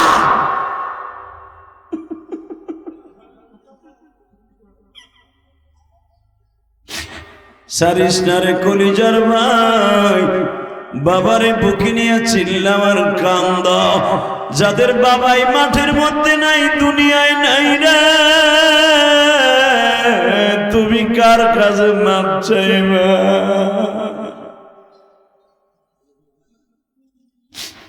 আল্লাহ তুমি দেখো আমার যুবক ভাইরা কান্দে,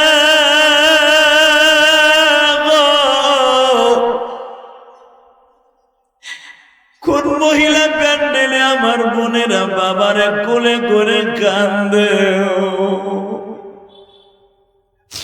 কোন মা যেন তার মাকে বুকে নিয়ে কান্দে। আল্লাহ যুবক গুলার চোখের পানি কবুল করে এলো। যাদের বাবা নাই তারা তো বয়ে বয়ে কান্দে আর ভাবে আমার তো আব্বা নাই। আল্লাহ 25 বছরের মাহফিলকে তুমি সমাপ্ত হয়ে দিবা, হয়তো এটাই কারো কারো জীবনের শেষ মাহফিল। আল্লাহ এদের জীবনের সব গুনাহ মাফ করে দাও, এদের সন্তানগুলোকে ওলি বানায় দাও। বস, যারাই বাবার কাছে মাফ চাইছে তারাই ওলি। বস বস, তোমাদের প্রধান অতিথি বাবা, আমার তো বাবা নাই, আমি কার কাছে চাপ? শুধু একটা কথা বলে দিয়ে যাই যুবক, যাদের বাবাই মাঠে ছিল না, বাড়িতে যে বাবার হাতটা ধরে মাপ চেয়ে দিও, মায়ের কপালে একটা চুমা দিয়ে দিও, কসম পৃথিবীর সব দোয়া বিফলে গেল, মা বাবার দোয়া বিফলে যাবে না। যাদের বাবা মা নাই তাদের জন্য কিছু করার দরকার আছে না নাই? 30টা সেকেন্ড আমি বলবো। গতকালকার যেখানে ওয়াজ করছি, তোমাকে এখান থেকে 50 গুণ লোক বেশি ছিল, আলহামদুলিল্লাহ বলেন। ওই দেখো মিডিয়ায় আছে, কালকের ওয়াজটা এসে গেছে, প্রায় 30 থেকে 35,000 তোমাদের মধ্যে শ্রোতা হয়েছে কালকের মাহফিলে, আলহামদুলিল্লাহ বলেন না? ওই যে আগের বক্তা বলছিল যে হাদিসের মাহফিলে হাজার হাজার মানুষ হয়, আমার মনে হয় যে কটা লোক এখানে বসে আছে, দাঁড়ায় আছে অতগুলো মানুষ। আল্লাহ যারা দাঁড়ায় দাঁড়িয়ে ওয়াজ শুনছে এদেরকে মাফ করে দেবে। আল্লাহ আমার ভাইরা 2 ঘন্টার উপরে দাঁড়ায় গেছে, দেখছি প্যান্ডেলের জায়গা হয় না। এরা ভাবছিল ছোট্ট হুজুর হইতেছে, ছোট জায়গা মনে হয় নাকি বলবো না, এগুলো আগের মতো ভাবছে। প্যান্ডেল আরো বড় করা উচিত ছিল, আরে মাহফিলটা অন্য জায়গায় নিতাম। অতএব সুদারপদের খেদমত আরজ করতে চাই, 2 ঘন্টার মেহনতে যাদের চোখ দিয়ে পানি পড়ছে, আমি জানি আপনার বাবার কবর আযাব আজকে মাফ হয়ে যাবে। আমার সাথে ওয়াদা দিবেন, আমিও মাহারা, আমার আব্বা বেঁচে আছে, আমার আব্বা আমার গ্রামের মসজিদের সভাপতি, আমি আমার গ্রামের মসজিদেও 8 লক্ষ টাকা দিছি গত মাসে, আলহামদুলিল্লাহ বলতে পারলেন না? আগামীকালকে ঢাকার ঢুইকাই, কারণ আমি 4 দিন ধরে ঢাকাতে বেরোছি, আগামীকালকে ঢাকায় ঢুইকাই আমার গ্রামের মসজিদের, যেই মসজিদের সামনে আমার মা শুয়ে আছে, ওই মসজিদে আমার 2 লক্ষ টাকা কালকে দিতে হবে। আব্বা ফোন দিছে, টাকা পাঠাও, 7 ঢালাই হবে কালকে।